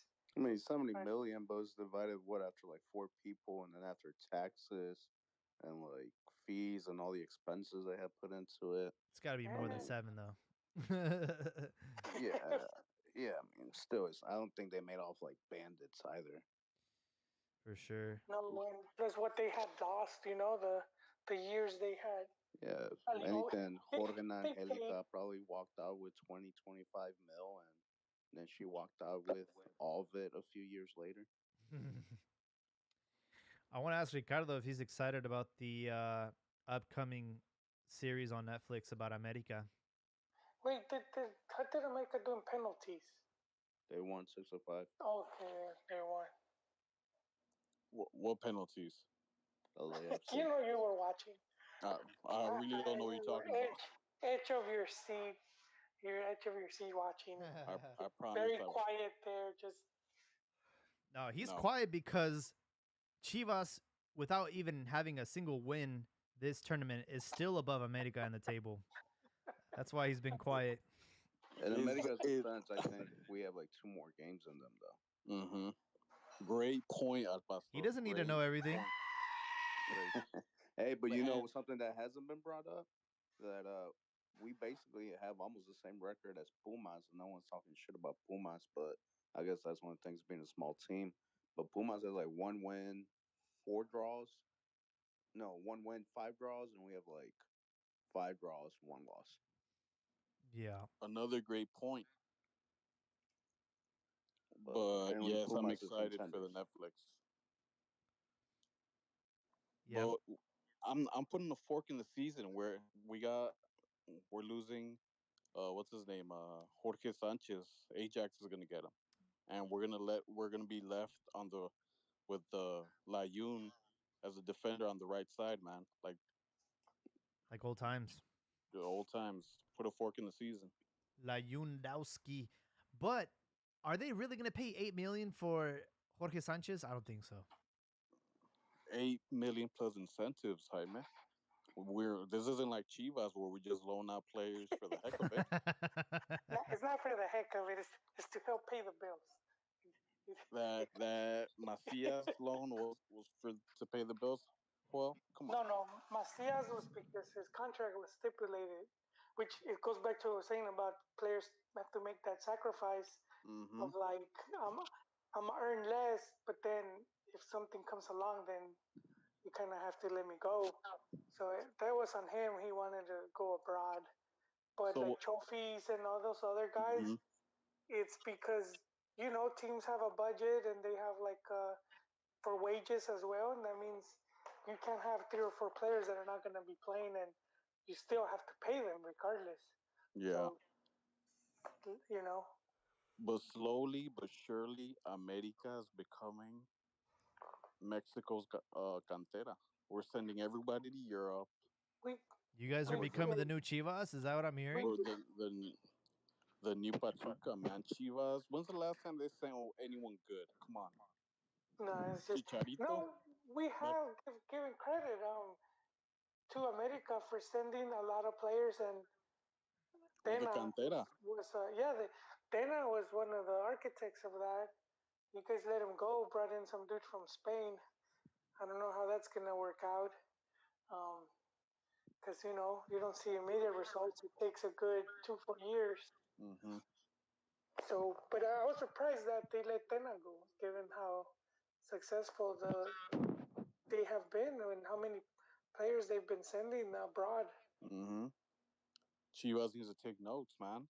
They just Yeah, kept but look at the quality that they're sending. They sent Reyes to Porto, who was successful, but come on, you're like in one of the biggest teams in Portugal. Like, of course, you're gonna have some success. But besides that, wander off. Lainez, who hasn't done anything. Govea. Jimenez, who like struggled everywhere except that good season he had with Wolverhampton, and now also due to the accident and stuff. But it's not like Jimenez was like tearing it up. And then look at other players that have gone over, like Chivas and Salcido killed it with PSV. Chicharito, he killed it with United starting out.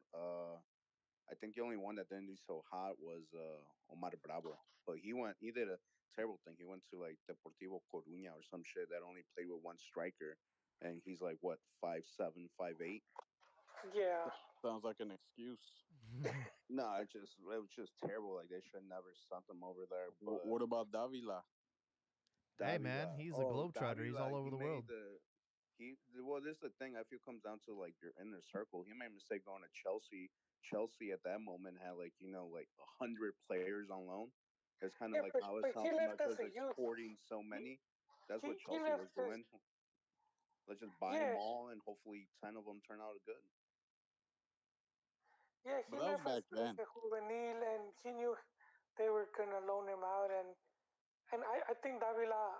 I'm glad you guys brought him up because it goes to show about the whole go to Europe and that's good enough because he was there for about 5 years. Played in Spain, Portugal, and I believe in the Dutch league. And he played full seasons. And he comes back to Santos, and he didn't really, didn't really make a mark in Liga MX. Hmm. And he's in Australia now. And New so Zealand. you see, oh, So I mean, I don't, where's all as- this You guys Euro see? flying, I will man? say this about Davila. Like, I know it's not a glamorous or prestigious career, but he's had a successful career.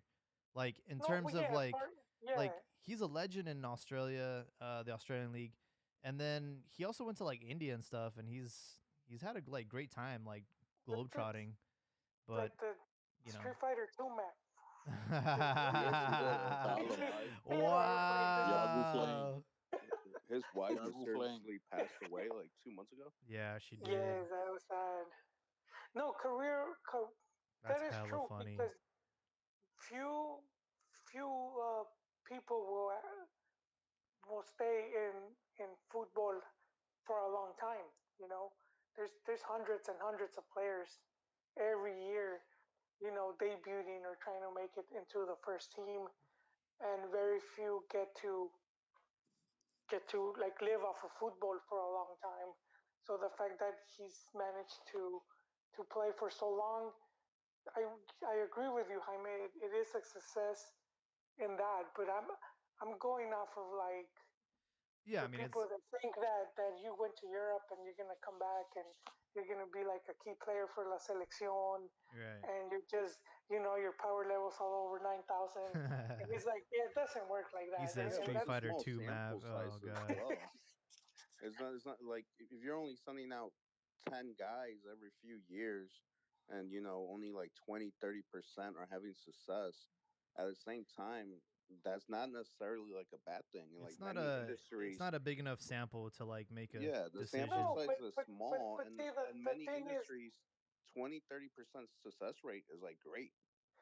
wait, success in playing, but see the whole thing of going to Europe is that because you become better, right? So Davila didn't really become better. Mm-hmm. Uh, Coutinho's another one, right? He's in Portugal. He's sniffing Iker Casillas farts and supposedly learning from him, and he can't even hold a spot in Chivas. Well, it's not because they didn't become better because Europe failed them. It just probably means they weren't good enough to become better. Yeah, That's a well, they were moving the trash. goalposts. Come on. So now Europe doesn't know how to choose players. They picked some duds, man. Yeah, it's That's like too this. many duds because if we go down the Kikin list, Fonseca? if, if if we go down the list of all the players that have gone to Europe from Mexico, like 80%, But just it's more were than there just for like that, 2 years, and a lot of them came back. They didn't amount to much. Yeah. I think that's a personal problem though. Like at the end of the day, unfortunately it goes back to the player like and we just don't have the mental I don't know. It's a mindset fortitude. thing. It's an attitude, honestly. Testicular fortitude. Yeah. A lot of these players at the first sign of like I don't know, Of pressure. of inconvenience or being Yeah, I think. uncomfortable, it's like, I want to go back to Mexico with mommy. Back to Well, Chivas. I think it's part of it. I'll say it's It's a culture thing. because they get paid good money early on, so you have a pretty good life, and it's like There's no like you don't if have to struggle anymore. So let's it's be like honest. problem, Let's be man. honest. If you're a Mexican player, what is the incentive of going to Europe? What can it offer you that you can't get in Mexico? just like You're to say that you played in Europe in the Champions Like League. apart from like the one player that's got the mindset, the ambition and the discipline to actually go out there and like earn a bigger paycheck and play for like the biggest clubs in Europe. For the most part, like that only applies to like the 1% of like Mexican players. The majority of them, there's no incentive for them to go to Europe. There's like You they're know, gonna make less money. They're gonna be in an environment where they don't know the language, or they're gonna be surrounded by better players than them. Why would you want to sign up for that? That sounds like a bad time. but you know what? And this is something you've heard. Well, we've heard like players from Brazil, even Argentina, talk about. A lot of times they don't. If they got paid top dollar, they will stay in their leagues, in their home leagues, right? They don't leave because it's better. They leave because they're getting paid way more money. So if let's say Argentine league paid that money, all those Argentines I guarantee you like 90% would stay they would stay home. Like the Brazilian players, you see a bunch of them A coming lot, back to their yeah, teams. Like William, he went back to Corinthians. yeah, and they've gotten some. There was like an article a while back about like some of the investment going on in Brazil, and so yeah, Mhm. there's a couple teams that have like like Tigres and Monterrey that have big companies backing them, and they can afford to bring someone like Gignac, and so that's kind of going on in Brazil where there's a couple teams that have big companies backing them up, so yeah, they can afford to have those players, and a lot of them do come back. They rather be at home. But I gotta call you out, Jaime. I disagree with that with your point because although yes, the they don't have any, they're not in a hurry to go to, like you said, they're comfortable in Mexico, right? Yeah. But like I always mention this, and you guys get mad, but Mexico, like football, has been so internationalized, man. So like all these Mexican kids, they don't. That's this is the problem with Chivas and the Mexican League. All these Mexican kids, they don't want to play in Mexico, man. They want to go to Europe. That's their dream now. Like when I was growing up back in the day, I went through that transition. When I was a kid, everyone in the field and everyone in the park would say, "Oh, te vas a Chivas o America." And by the Yeah, time I was graduate, when I was getting my diploma in high They're like, school, "What's your pronouns?" no, no, no, la descalificación, man. See, it you was guys don't like when I Real talk about Madrid, Chivas, but Barcelona. it's the No, truth. no, no, no, no. I No, I know agree what with you you. mean. I know what you mean. Like, I do agree with you. Like, I grew up only being having access to like Telemundo and Mm-hmm. Univision. Like, we didn't Same, have same. like fucking Gold TV, and we didn't get to see the Barcelonas and the Real Madrids Mm-hmm. of the world. Except for on ESPN, they would play Champions League. That's about it. Like, that's all I had access to as far as Europe. And now it's like, yeah, now we do have access to like the best leagues in the world, the best players, social media. You can follow them. You can see everything Mm-hmm. instantaneously. So yeah, I do think like the perspective has changed, but we're talking about like I think that's more of like the fan. I don't think there's like players Yes, or athletes or yes, like that's Yeah, true. that are but that have that but same. with that, you gotta think from players, the players that haven't had those idols in those top European competitions where they want to emulate their idols. And what I mean by that is, like Rodrigo from Real Madrid, he said one of his dreams was always to win Champions League. And the reason why is because you growing up, you see all these Brazilians Mm-hmm. killing it in Europe. So you But have because Brazil, your idols that play for the national team, like Ronaldo He never won a or Champions League. Ronaldinho. Well, but they were killing it like in Europe. Like you hey, were but see, watching Europe we because your you're using national Brazil team again. We idols. can't use Brazil as an example, Yeah, man. that's not a good example, bro. It's not it like when it comes to is Mex is close to the U.S. You go to Mex, they emulate a lot of the U.S. So I guarantee you, even kids in Mex are watching NFL and They're NBA. watching fucking the Raiders and Which they're there's even NFL games in Azteca. actually I'm lying. They're not even watching sports. They're playing esports. But no, but it's like I mean it's true. If you go to Mex, like go to the movies, it's gonna be what 90% American movies. But isn't that like most like of a big world thing?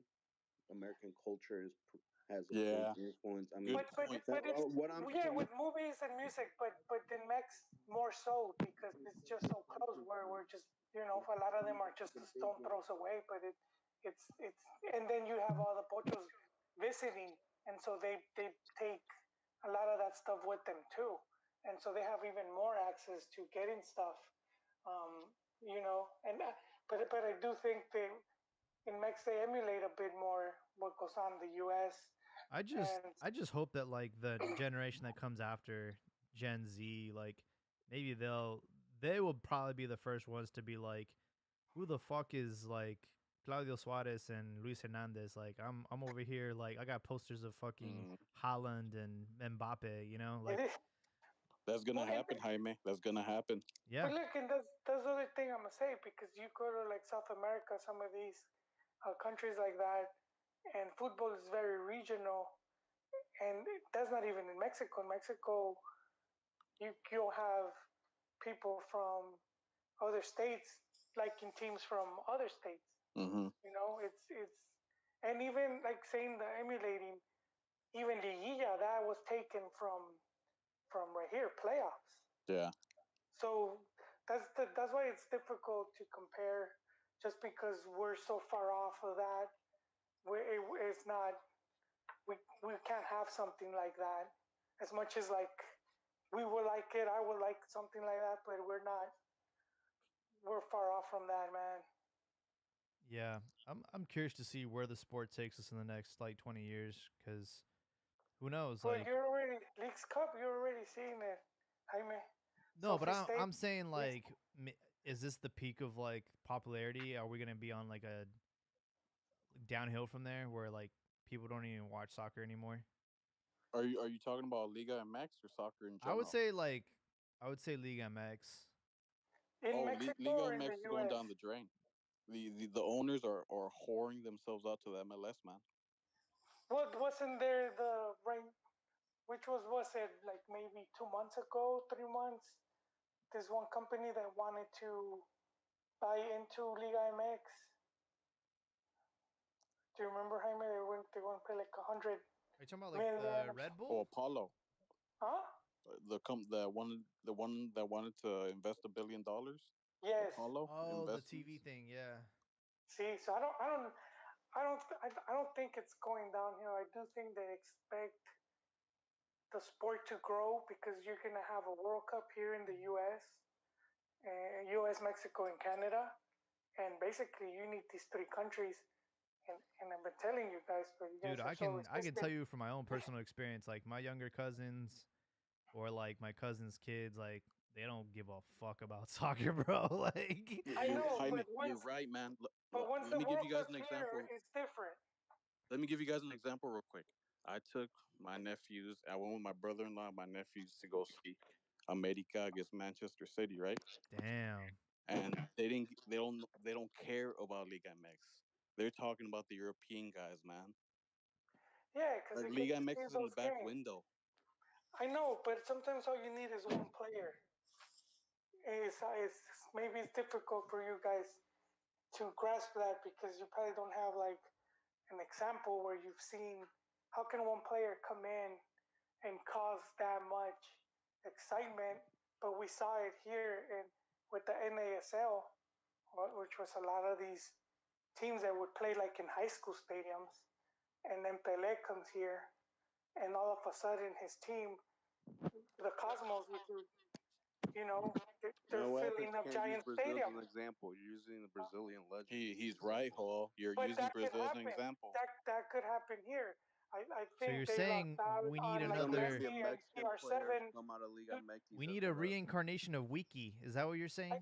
No, I think they could have landed like if they would have landed Messi and CR7, I bet you all the spotlights would have been here. Well, the U.S. like everyone can talk about how much it's growing and this and that, but they only talk about soccer They do. after during the World Cup or like let me give you an example when the last Copa America that happened here, like it had a good decent amount of press and and the World Cups as well. But after that, they don't give a shit, man. Oh yeah, but it could change. See, because They've been saying that when forever. yes, but see, you guys are like ignoring the progress because like we look at '94, there wasn't a league when the '94 World Cup and ASL had folded, so there wasn't a soccer league, and it took a couple more years for MLS to start. So now that they're gonna host it again, you have cities with up to two teams, and so it's way different. There's leagues all across, so that if there's that excitement, people can now go to the stadiums and watch live football. And if they could like piggyback off of that and bring in players, which they kind of did in '94. They managed to bring in like Campos and Pibe Valderrama and Donadoni, and they had like all these players. If they could do something like that, which I'm guessing is probably what some of these guys are gonna do. You They know, if already they're did it, already Yeah, Hall. if they're I will say a no, lot no, of, but hold on. yeah. This is going right after the World Cup, and it's like there's all this excitement, and so they're gonna like most likely probably already planning for it that after the World Cup, each team is gonna try to get in a pretty popular player, and so I do think there's that expectation that if the sport here can blow up, become that much more, then yeah, there's gonna be a lot of money, and it will take Liga MX with it. Yeah, but no one's saying that it's not going to progress or it's not going to blow up. Ricardo's comment was that the kids care about the European Yeah, players, they do. and They Europe do. is cream of la crop. So there's no way you basically would actually say that one day Liga MX or MLS or the leagues in North America are going to be more respected, more value than Yes. European leagues. Well, So I don't the know more kids, than them, but it can so it can the blow kids are up. going to want to emulate what they consider, like you said, American culture, the Michael Jordans of the game.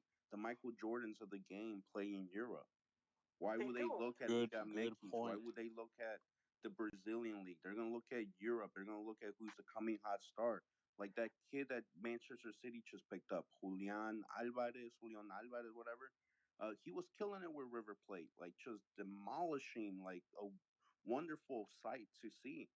But most Yeah, kids will not find out about him till he's killing it over in Europe with it's City. true.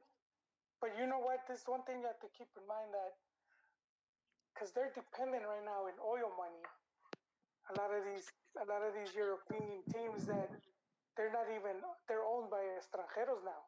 A lot of teams, um, and so they could end up getting broke, like Serie A, where it's like they're having financial problems.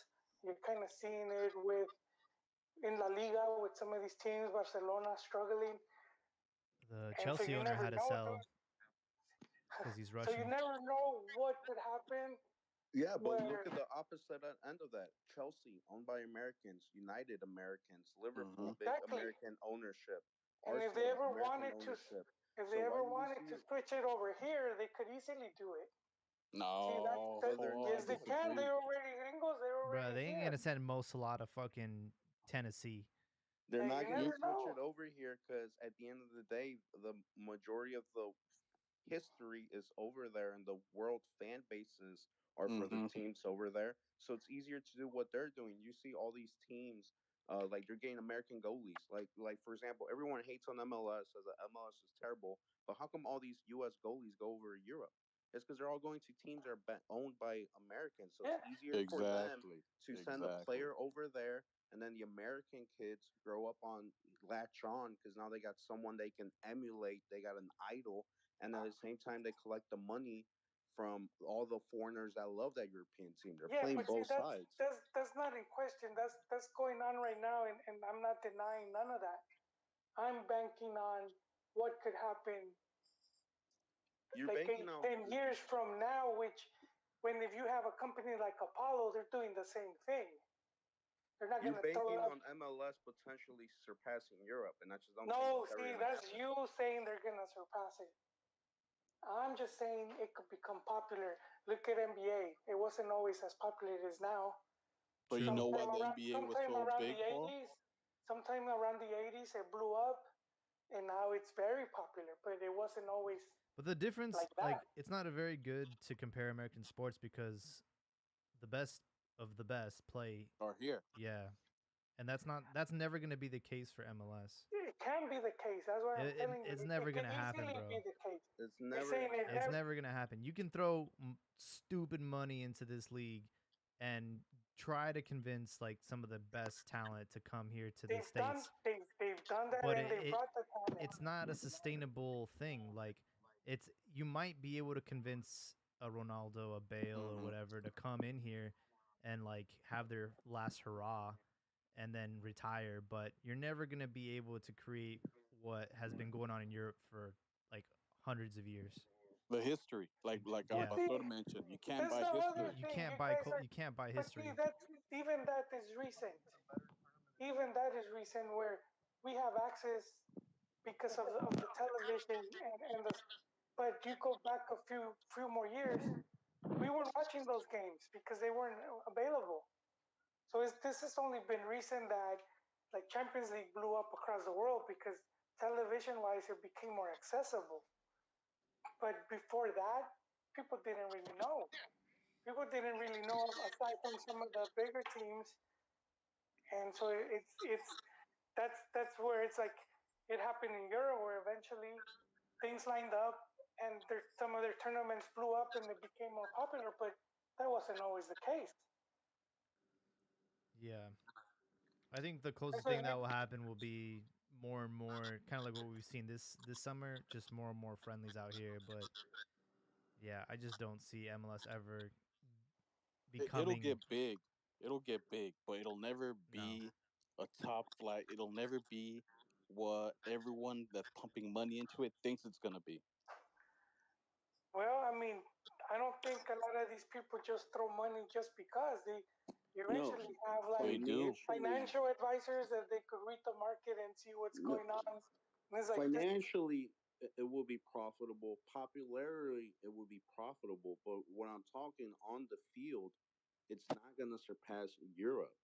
You don't got to be the number one. You don't got to be the NBA, the MLB of like the soccer world for you to be profitable. They will make money. Hmm. They will make a stupid amount of money just from like TV rights in the US, commercials, and all that alone. The And money will and be if there. you're making stupid money, you could attract the better players.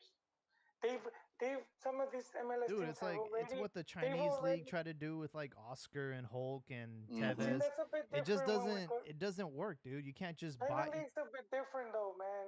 I think that culture-wise and language-wise, it's like you're at the opposite end. But let's look at some of the stuff that's happened. Where what was it, Atlanta? They got one of the players from River Plate. He had an offer from Europe, and Atlanta paid more money. And at one point, Liga MX did the same thing, where they managed to bring in young South American talent because some of these Spanish teams were trying to just take him really cheap. yeah, but Right? Rodallega was one of them, and this Jose those are something I outliers, forget. man. Those are like the one-offs that do that, but it's Joel's going out on his shield for MLS. The- yeah. You like I Real respect it, Madrid's Joel. I respect history, it. United's history, Milan's history, all these top clubs. They You're throw a as much romantic, money as you man. want. You're not gonna wipe that away. You're a romantico, man. I'm not denying all that history, No, but I think you're a romantico. I think you think this grassroots approach to MLS one day is gonna knock down the behemoth it's that is no. European See, soccer. you're I stuck on I think you're you're a stuck on they're romantico gonna with beat that. them and knock them out. I'm not saying that. I'm saying it's gonna become its own thing. And even you were saying how they could make that much money. If they're making that much money, they're gonna attract the talent. This country, because a lot of people want to live here, and you have already all these communities. So, like you guys were saying, if you go to China, but A how lot of likely people is are it not if well off want to live here. A lot of people are well off will not say that so much. That's what. Well, I get your point, Joel, but at the end of the day, people that watch sports, they want to watch the best leagues, man. So I get what agree? you're saying, but But I don't think that MLS is ever going to be the best league. but I never said that. No, I don't know why I you get guys your stuck point. on that. I don't know why you No, I guys stuck get your in the point. best league or replacing. They're not even worried about that. I'm just saying here because even you guys know that the money's here for TV Yeah, it's here. or for sponsorship, Nike, all of where they could pay hundreds of millions. If you have that money, if you could get it, then of course you're gonna attract the bigger talent. And if you're attracting the bigger talent, then your product's gonna be better because of that. And my investment here is because, for one, I get to see it, but two, I know Liga MX will piggyback off of that, and they're gonna benefit as well. I But feel do they you could think be if it was about the benefited even money? more if they were smarter, but I feel that they're not playing it right. But you think it was about the money? Then wouldn't Messi and like Cristiano be playing at Qatar, making like 200 million a year? What? At the But same time, the reason those players, so you were talking about before, in see, Argentina, you're there's Qatar. this amount of many professionals, Mexico, this amount. The elite of the elite play in Europe because they have that elite Well, mentality. Same here's the thing reason about how we Qatar. You're saying though, but hold on. You're saying Mexico why players wouldn't they don't go to make it Qatar? Well, is first, because they don't have that mentality. If the elite of the elite play over there, it doesn't matter about money. They want where the elite competition is gonna be at. So yes, the MLS will continue to grow popular. That's why they went from what, like 18 to how many they got Me- now? 30. Messi only went to Barcelona because they're gonna because they paid for his medication. If we see what his story was, you know. But it's interesting you mentioned Qatar, and again, it's kind of the same as China, where it's like the culture is so different, so it's really difficult to live there. And you see players that go and they return after 6 months or a year because it's just harder to adapt. But just even going back to Qatar, Qatar was like what they sponsor some of these big teams. Don't they Qatar own? Airways. I think they own. Don't they own PSG? Right? The Who? owners are. Yeah, PSG. So it's the same thing. And if we say like, okay, well, we think why didn't they come here? Well, two things happened. Two things happened that I remember seeing them happen. I was like, those guys aren't gonna come here. One was Ronaldo, the rape case from Las Vegas popped up. Those charges have been dropped. He can come to the U.S. whenever he I wants. know, but it was on there for like 2 years. Uh, and then the Panama Papers for Messi, where he was trying to evade taxes. Mm. It was like, Tramposo. it was like at that point they're like, we're Hold gonna on. have to, What are you trying to we're say gonna have then, to Joel? wait. Well, where do you think MLS? What do you think MLS is going to be? Like a top 5 league, I like think it a can. top I 10 think it. league, or like what do you think? What's your argument? What do you think MLS will end up being? Well, I think it depends on two things. So one is that the World Cup is is it generates a lot of excitement where it brings in more people to watch. See, you're thinking people now. You have to think of little kids. But they Every said that game. with the last World Cup in I the know, U.S. but it did. But now there's a league that's been here since '96, Okay, okay. and it's spanning to 30 teams. So there's a there's that positivity that came from that. And so a second World Cup, if it manages to be successful for them, uh, and it probably means that the team here has to be, they have to do good. So I mean, you have to, these things have to like kind of line up. But I think if these two things drop, they fall on the right place, and it's that excitement grows. They're able to get this newer generation because they're not looking at the fans now that you guys are talking about. They're looking for fans that are on their way. Every game is the first game for someone, So that's what You're they're right, banking Joel. on But those. Joel, let me tell you this then. Okay, let's say that scenario plays out. Look, what's like? Why should I invest my time if No, but Oh, not you, okay, but dude. the kids, It's not yeah, gonna okay, the it's kids, the future kids, okay. because If that's what they saw. the That's what they saw. They saw that here, like the little kid, right? He sees a game on TV, a World Cup game, and he got excited, and then that player he liked is playing okay, let's on bring the it back to street. Mexican football real quick. Yes. Okay, what what's stopping? Let's say your scenario plays out. What's stopping them after they get to that level from just kicking us to the curb? What's the point of Mexico even doing this? Just helping them grow, like I mentioned before. The owners just whore themselves out, and they're just growing them, and we're just gonna be we're gonna end up sucking at the teat while they're living it up, right? No, They because benefit off everything. you have a big population of Mexican Americans and a lot of Latinos here, and it's two countries now that are in two countries. So like Chivas, they're popular not just in one country but two countries. So you have stuff like that where it that's that's already like the more games we're playing, it's already establishing that someone keeps leaving their microphone on. Oh, sorry. Um, so you have already that rivalry that's being promoted, been on for like what 20 years or so. So now it's like the Fake rivalry. rivalry. It's the fun game to watch now because football has that international aspect of it. You're right. Yes. Okay. I'll buy that. But like I mentioned earlier, you what I think you're not giving that much maybe you're how do I say it? You're como que you're expecting for for the MLS to grow, right? But you're also expecting for the same fans to stay with with Chivas or America or the Liga MX team. Like, I don't No, how. not the same fans. Not the same fans. Mexico will have their own fans. So like the kids of like Chivas fans will probably like Chivas. Like is the case But with many still. we mentioned this earlier, Hall. A lot of these kids, they're watching Europe, man. They Like are, but I mean, but it's a okay, conundrum. they are. But we just saw Sophie Stadium, and But there's a lot of but people there. right now, you said it yourself. Right now, right? Yeah, but see, that's like even if we get to that point, they. But now I'm talking about Mexico, the Mexico teams.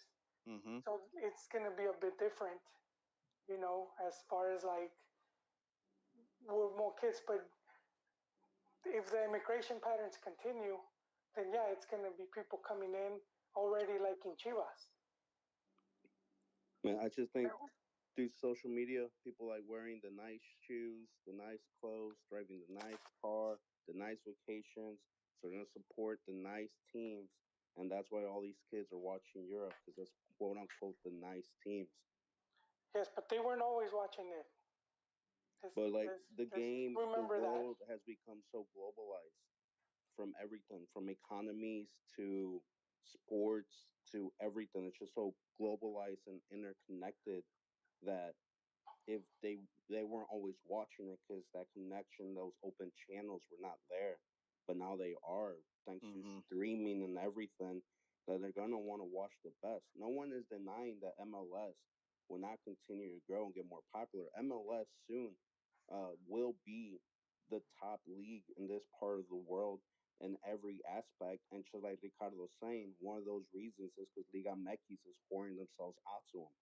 They're giving them all the resources for them to grow, and we'll take the leftovers, the crumbs.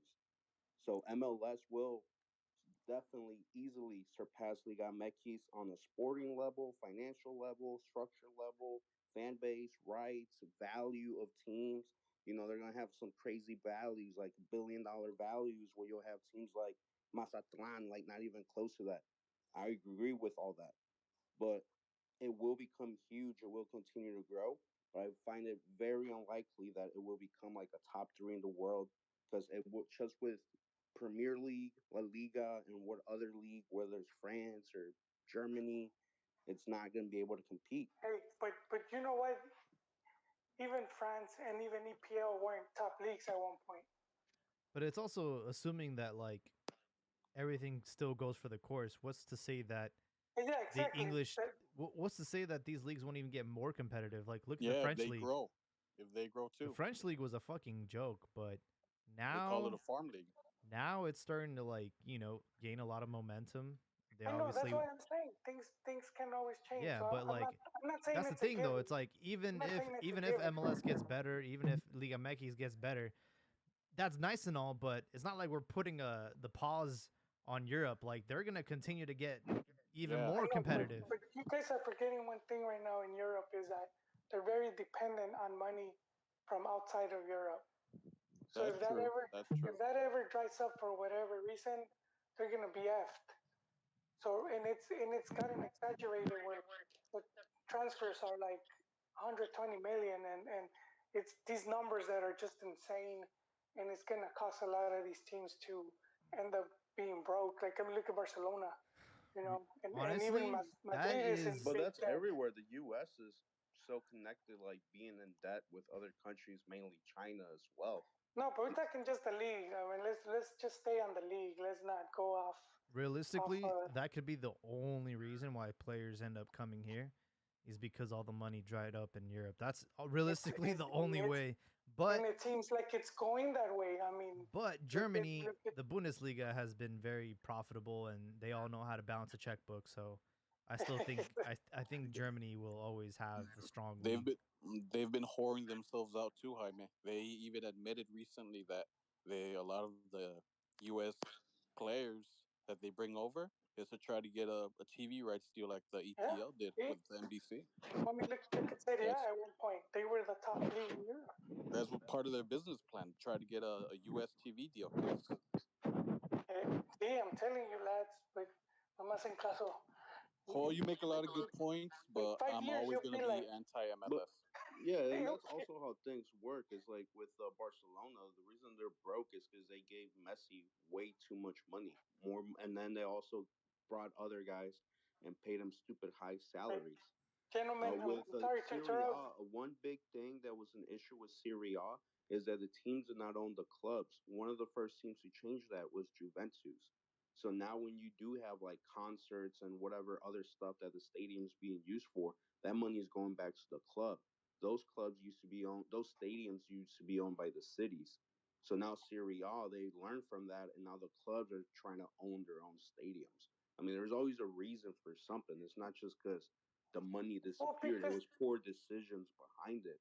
well, But with because, no, but see, you're just saying Juventus, and Juventus has always had a big company tied to it, and that's been, most of these clubs have socios, which is different now, and so then, and that's what we're seeing in Europe, where these clubs got bought out by big companies, and that's one of the reasons Juve is able to do that. Not so much because of the stadium, but the company behind it. I mean, they have Hmm. that much money; they don't even need funds from a stadium or nothing like that. But guys, it's it's my Yeah, it's it's past my bedtime. bedtime. Ya, Same. ya me voy, chavos. I'm All gonna right, have to buenas noches. night, gentlemen. And with that, we will wrap up this episode. I know we were waiting for 2 weeks, so we appreciate the listeners and appreciate you guys for hopping on. Appreciate you, Jaime. Absolutely. I got one But last thing. let me just say one thing, Jaime, Yep. and I'll leave you guys alone. I think Paul took a big L here, but I respect his stance. Good night.